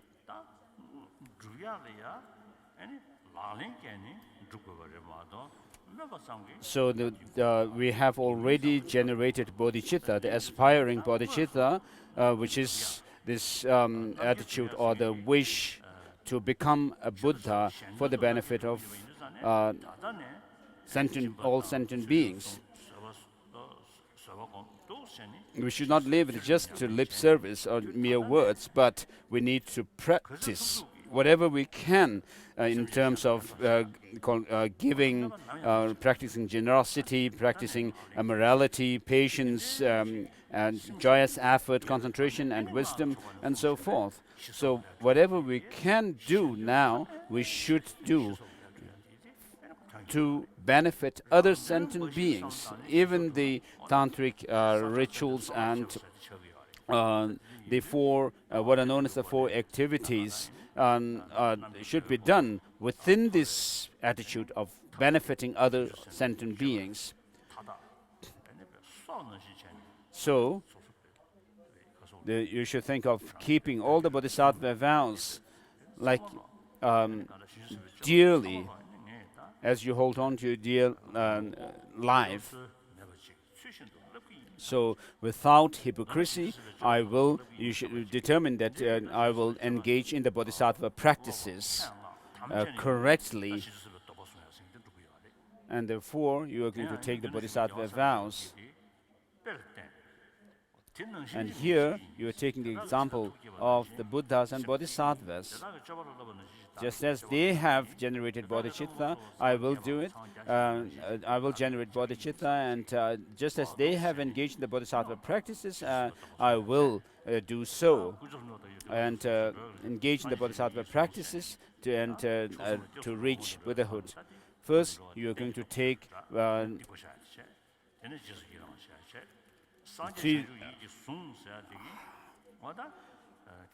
so you're going to say, I go for refuge to the three jewels, and then I confess individually all my negativities, and I rejoice in the merit of creating beings. So having done that, then this Tathagata Garbha, the Buddha nature that is within us,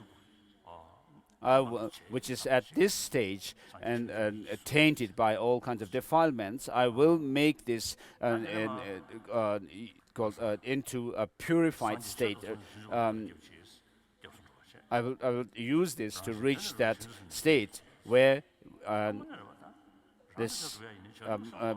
where I'm free from all the defilements, the omniscient state. And so, although we wish to help ourselves to fulfill our goals, and if we only think about ourselves, there's no way we can fulfill our own goal as well, let alone fulfilling the interest of others. If you have bodhicitta, you can fulfill the goal of yourself as well as others. And therefore, you say, I take hold in my mind, and I take to my heart the perfect state of Buddhahood. And then you say, I go for refuge until I'm enlightened to the Buddha, Dhamma, and Sangha. And I do so to attain the enlightened mind.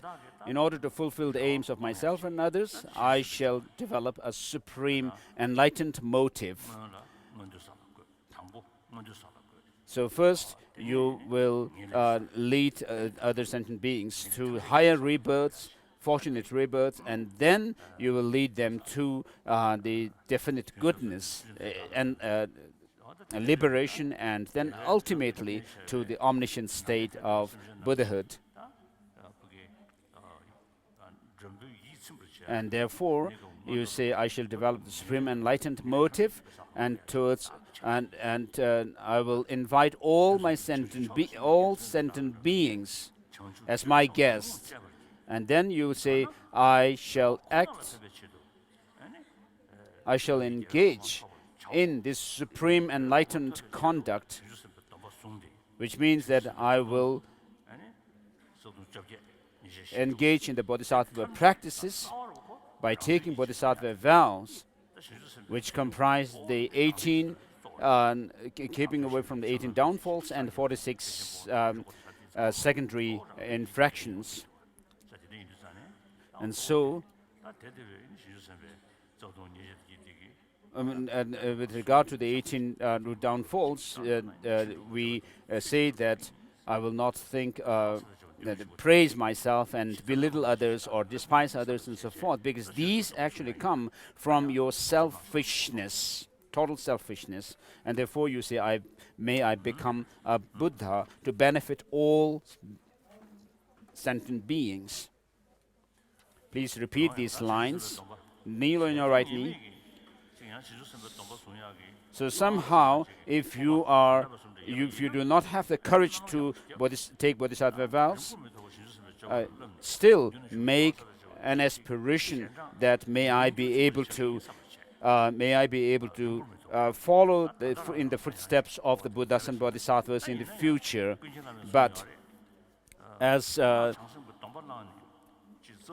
Gyöngchen Lama Jamyang Sherpa has said, even if you were to fall into hell rim by taking Bodhisattva vows and Tantric vows and so forth, it is worth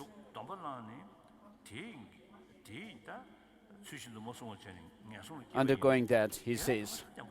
So, because of having taken Bodhisattva vows and Tantric vows, you would have left some firm or very stable imprint on your mind from this.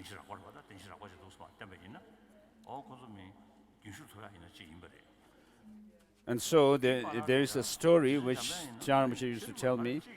The Buddha was going to give some teachings to some disciples who, if they had received the teaching, they would be received the teaching of the Four Noble Truths, then they would have reached some realizations, some kind of a level. But Manjushri actually interrupted and caused hindrance. And these disciples were actually led to hell ram. And so the Buddha had actually said,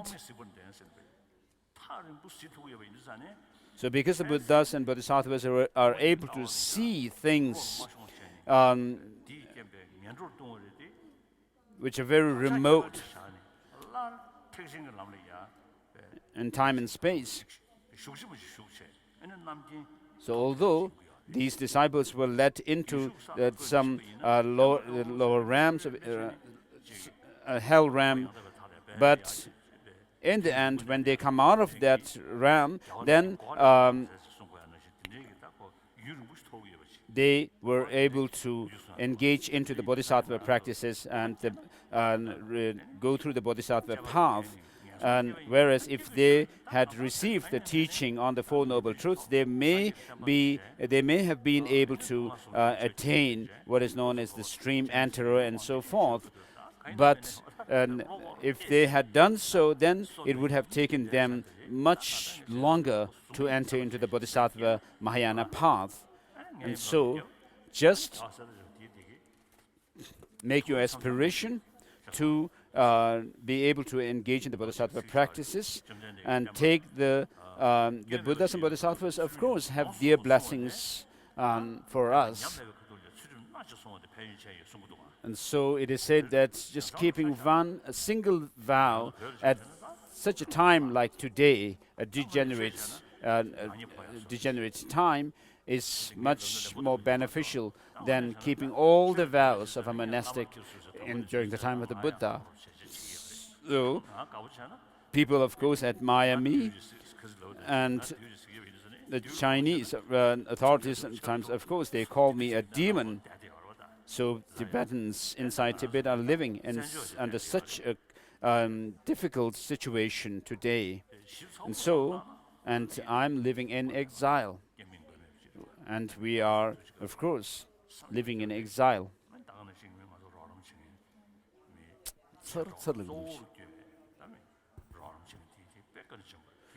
And so, because of our people who have actually helped us, the Indian government and people, and also others who have actually helped us during our difficult time.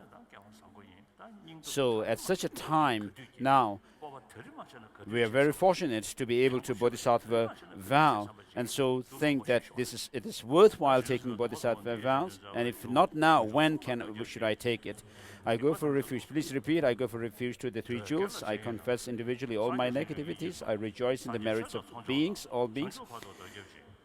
I take to heart the state of Buddhahood. I go for refuge until I'm enlightened to the Buddha, Dharma and Sangha, and I do so to attain enlightened mind. In order to fulfill the aims of oneself, I shall develop supreme enlightened motive, and I shall invite all sentient beings as my guests. I shall act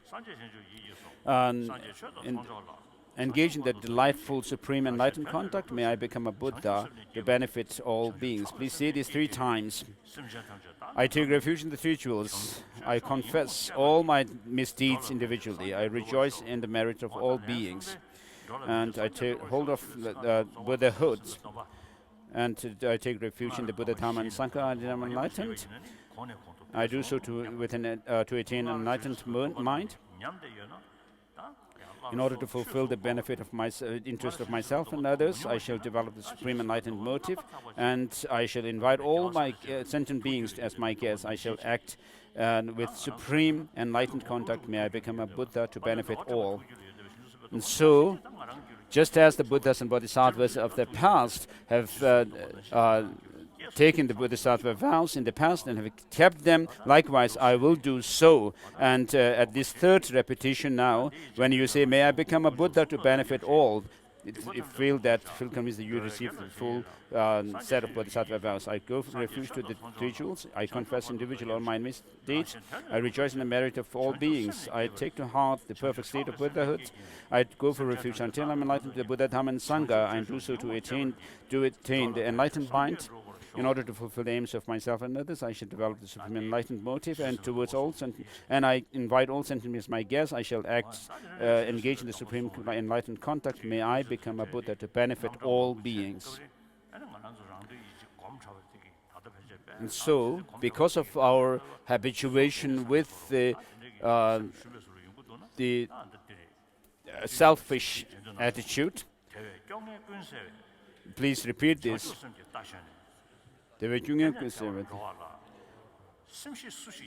Which intelligent one will despair, riding the horse of Bodhicitta, which does away all despondency and leads one from bliss to bliss. So this should inspire to have courage in engaging the Bodhisattva practices.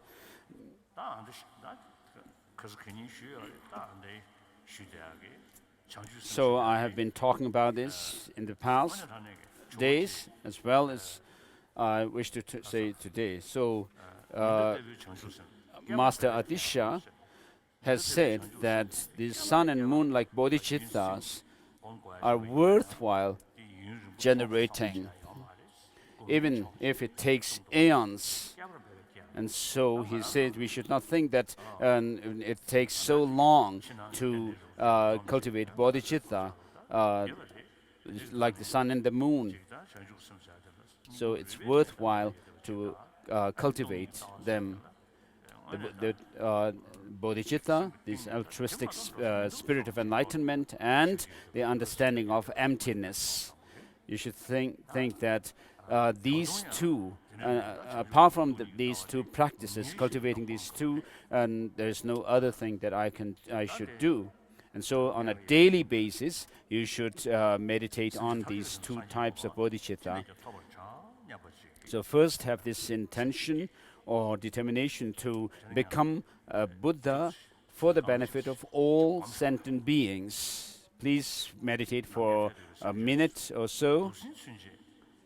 So even the smallest insects and these evil spirits who harm others, and gods, nagas, and rakshas, and so forth,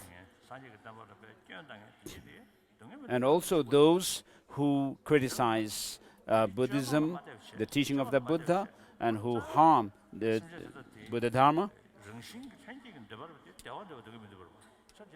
So all of them are same in wanting happiness and not wanting suffering like oneself.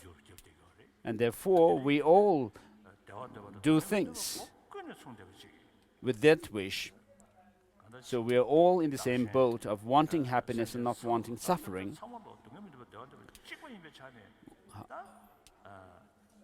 However, they may be acting in evil ways and so forth. All of us have this wish to be happy and to have happiness and not suffering. So all sentient beings, including oneself, has the right to achieve the goal of happiness and overcoming suffering. It is not the case that when you behave well, you have the right, and when you don't behave, when you misbehave, you don't have the right to happiness and overcoming suffering. So all sentient beings, as from the point of view of being sentient beings, they have this wish to be happy and not suffer. And when you think about yourself, of course you are a single person. Regarding me, for example, even if I say I'm a bhikshu and so forth, I'm just one person. And therefore, if you are intelligent, you will see that the others who are countless, more in number than yourself, a single person is more important. So, if you forget the larger number of beings and think of yourself alone, you will not have happiness in this life, in samsara, and you will be further and further from the state of omniscience. And therefore, think of the pros and cons of selfish attitude, self-centered attitude, and cherishing others over oneself. And therefore, there's no way, when you think along these lines, that you should think of benefiting all other sentient beings. Now, in order to benefit all sentient beings, bring up this determination in your mind that you will work to reach Buddhahood. So, meditate on Bodhicitta, thinking to benefit all sentient beings.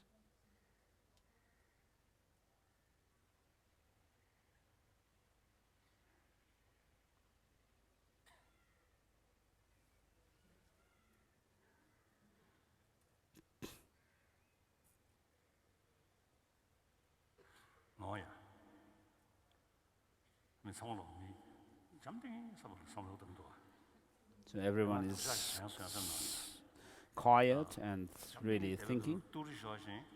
So I had this bad thought. While we all are very quiet, silent, if someone farts, that's not good.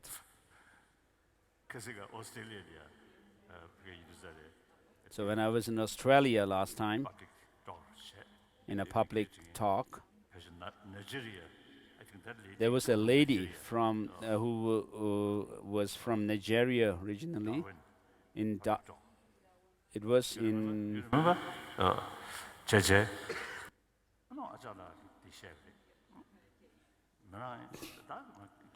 I think it was in Adelaide, in the public talk. So this lady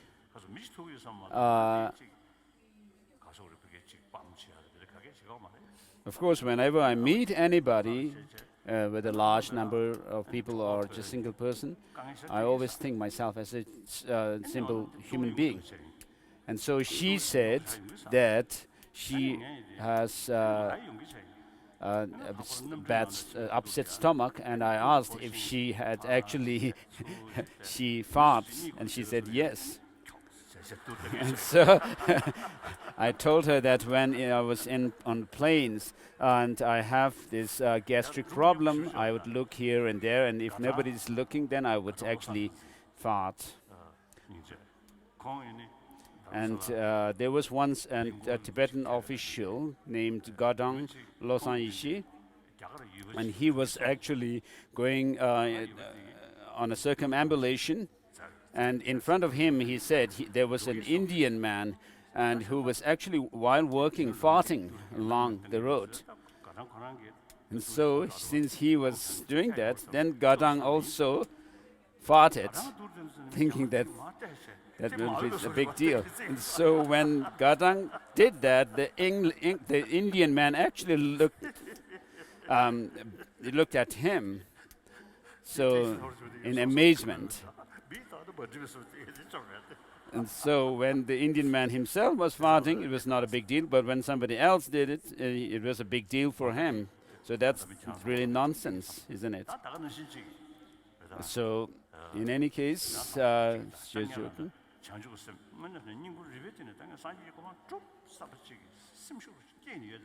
so now this bodhicitta that you have generated, imagine that it transforms into a white disk of light at your heart.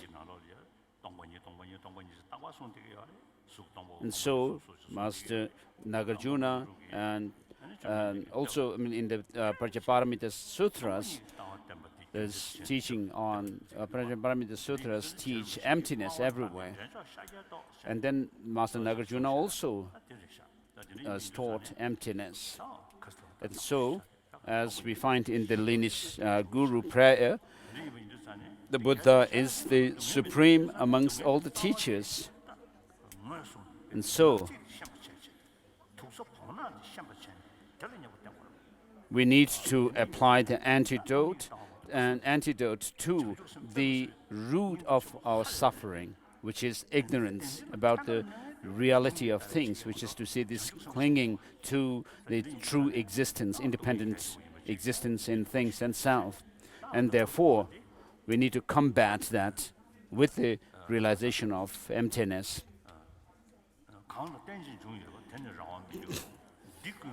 As the 400 verses say, what arises through dependence has no autonomy, and all this is without autonomy, therefore there is no self.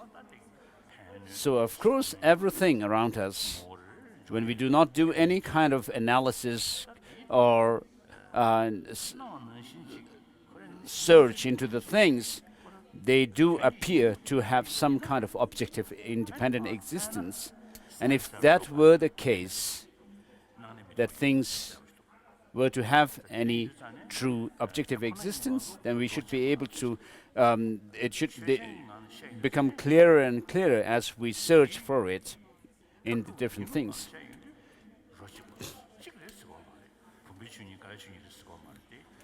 But from the view of emptiness, from the point of view of emptiness, the fact that things are empty of inherent existence, they're all everything is of one taste. So whether it's the Lama or the Guru Shakyamuni, the Buddha, the teacher, when you try to look for the true identity in the person, then they do not exist inherently, and therefore one should come to the conclusion that nothing has any independent existence at all whatsoever.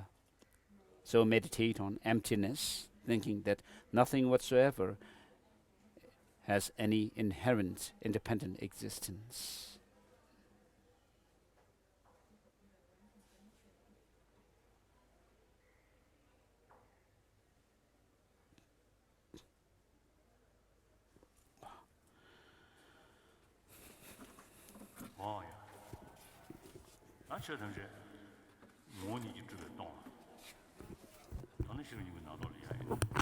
So as it is said in the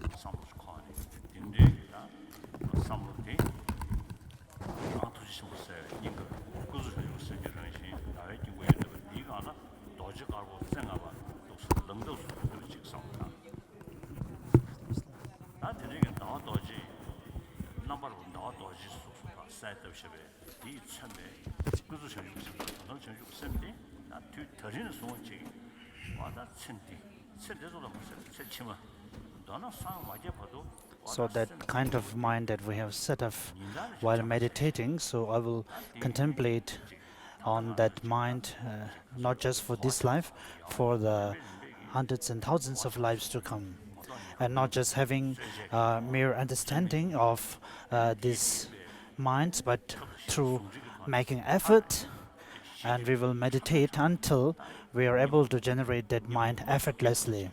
And we'll make sure that such a kind of mind becomes the actual antidote of all the afflicted emotions within us. And with such a motivation, let's follow after this. Om Sawa Yogatsida Obadayame. Om Sarva Yogatsida Obadayame.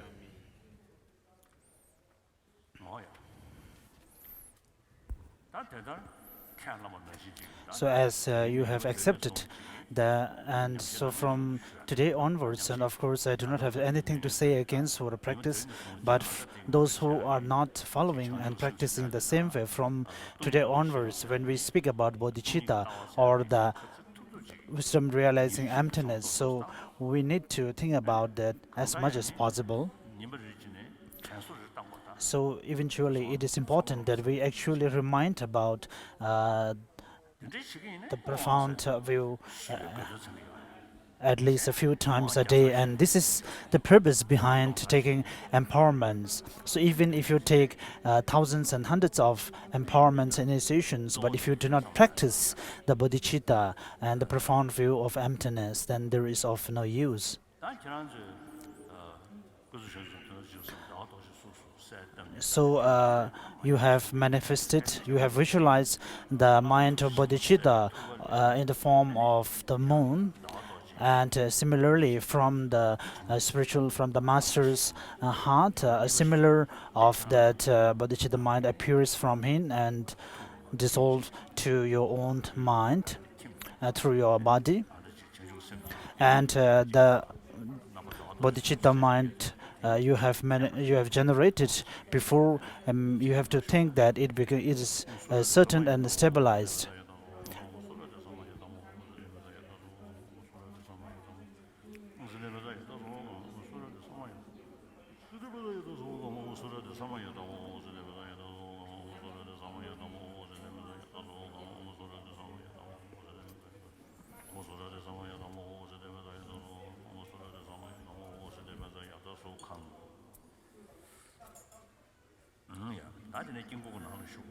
So next is entering the mandala, and kindly repeat as thinking about going around the mandala. Benzasado, Adisidimam, Maharada, Sudenda, Sudogo, Susugo, Benzasado, Adisidimam, Maharada, Sudida, Sudugo, Susugo, Benzasado, Adisidimam.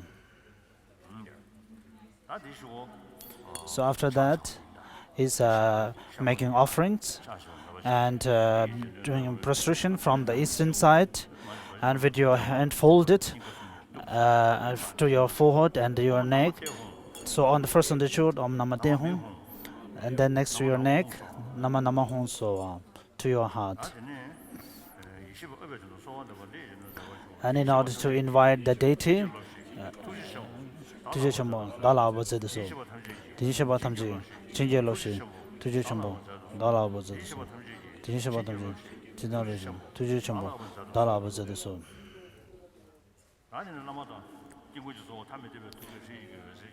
So from the beams of the Vajra Master and from the Mandala, and one have to think that all the benefits and all the blessing of the Buddhas and Bodhisattvas being transform into a single entity and to dissolve into our own mental, dissolve into us and think that you are all blessed.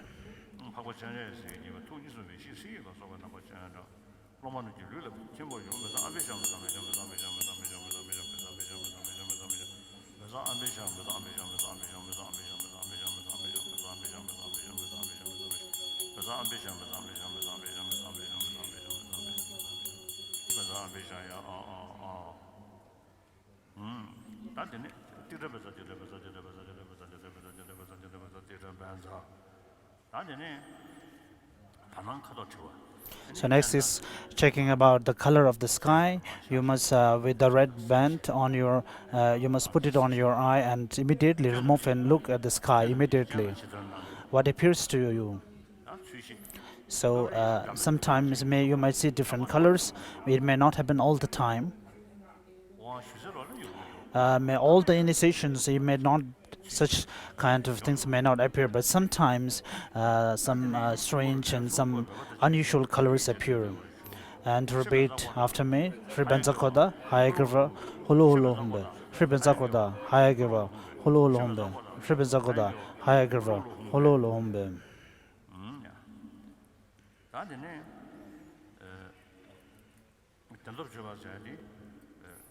So next is the presentation of the power of the truth. So if there is time and leisure, of course, the master has to stand up and go before the mandala and has to recite the presentation, present the power of truth.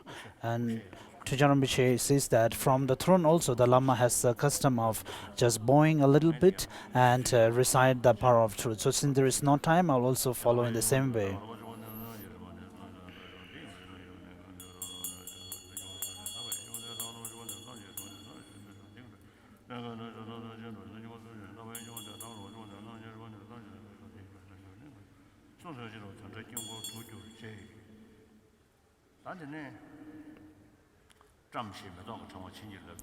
So next is offering the flower. So the flower, the rosary of the flower that is being given to you is blessed, and you have to visualize that you are being entered into the mandala. And having entered the mandala, so all your obscurations of the speech, mind, and body are clear. So Rinpoche, can you stand up if possible? Then Kandantu Rinpoche. So repeat after me.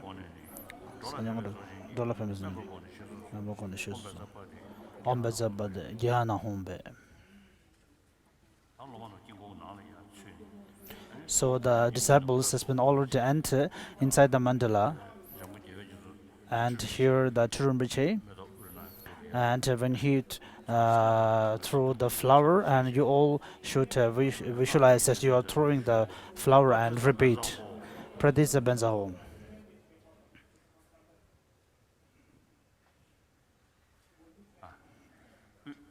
So the flower falls on the center. So center is the Amitabha, and we are all under the class of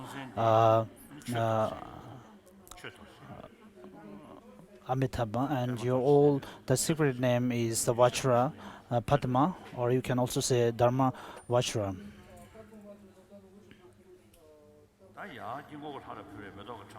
So the flower that you have offered to the mandala, so once having blessed the flower, so you have to put it on your head. You have to put it on your forehead, and you have to visualize this. You have received the initiation of flower.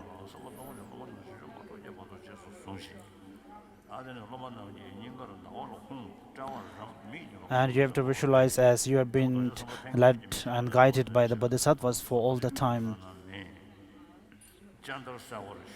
So take out your red band. So having taken out your red band, you have to visualize as you have directly seen the details of the mandala.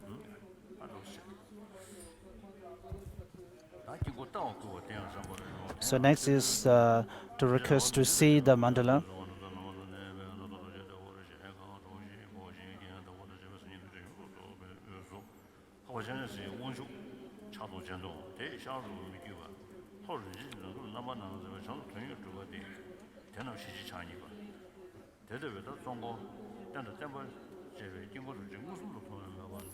So you have to visualize the scene, the mandala directly.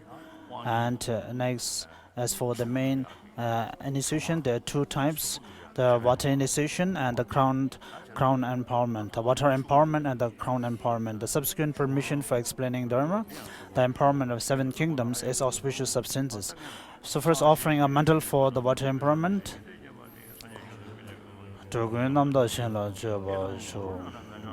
So next is the request for the master to give the empowerment. Please repeat after me. Just as Bodhisattva presented great offering to Buddha so that I may be freed, today grant me the space Vajra. Grant me the space Vajra. Grant me the space Vajra. So think that you, the students, are placed on the platform in the east of the Mandala. There you become the noble Avalokiteshvara on the moon in lotus. Water from the action vase is put in the victory vase. Obscurations are clean. The vase water becomes emptiness. And from within emptiness, it turns into vase water of the five wisdoms. The watcher must invite the empowerment deities of the benefit of disciples. Light rays from the free at the heart of the Lama, not distant from great compassionate one, invite all the conquerors and their retinue who abide in 10 directions to bestow the empowerment. Possessing the excellence is like a golden mountain. The protector of the three worlds has abandoned the three streams, possessing the eyes like the open petal of a lotus.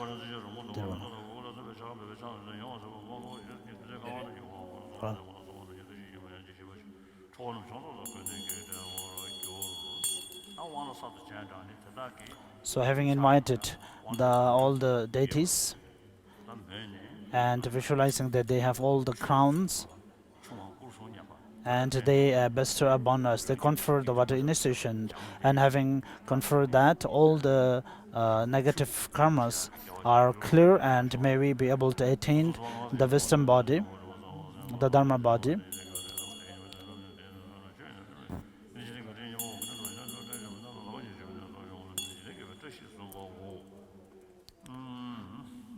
The Buddha, this is the first virtuous auspiciousness, the unmoving, which indicates the supreme. Renowned the three worlds, gods and men make offerings. The holy Dharma, the pacifier of all beings of the nine birds. This is the second worldly virtuous auspiciousness. The Sangha, rich in hearing the Dharma, the focus of offering for gods, men, and asuras.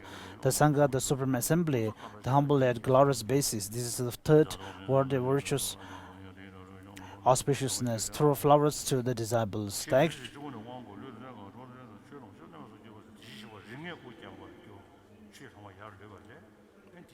The actual water empowerment, the water of the precious ways of auspiciousness, grants you fortunate beings the empowerment.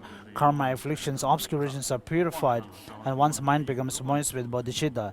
Merely by saving the mantra, the deities make ablutions and requests. So next is the offering.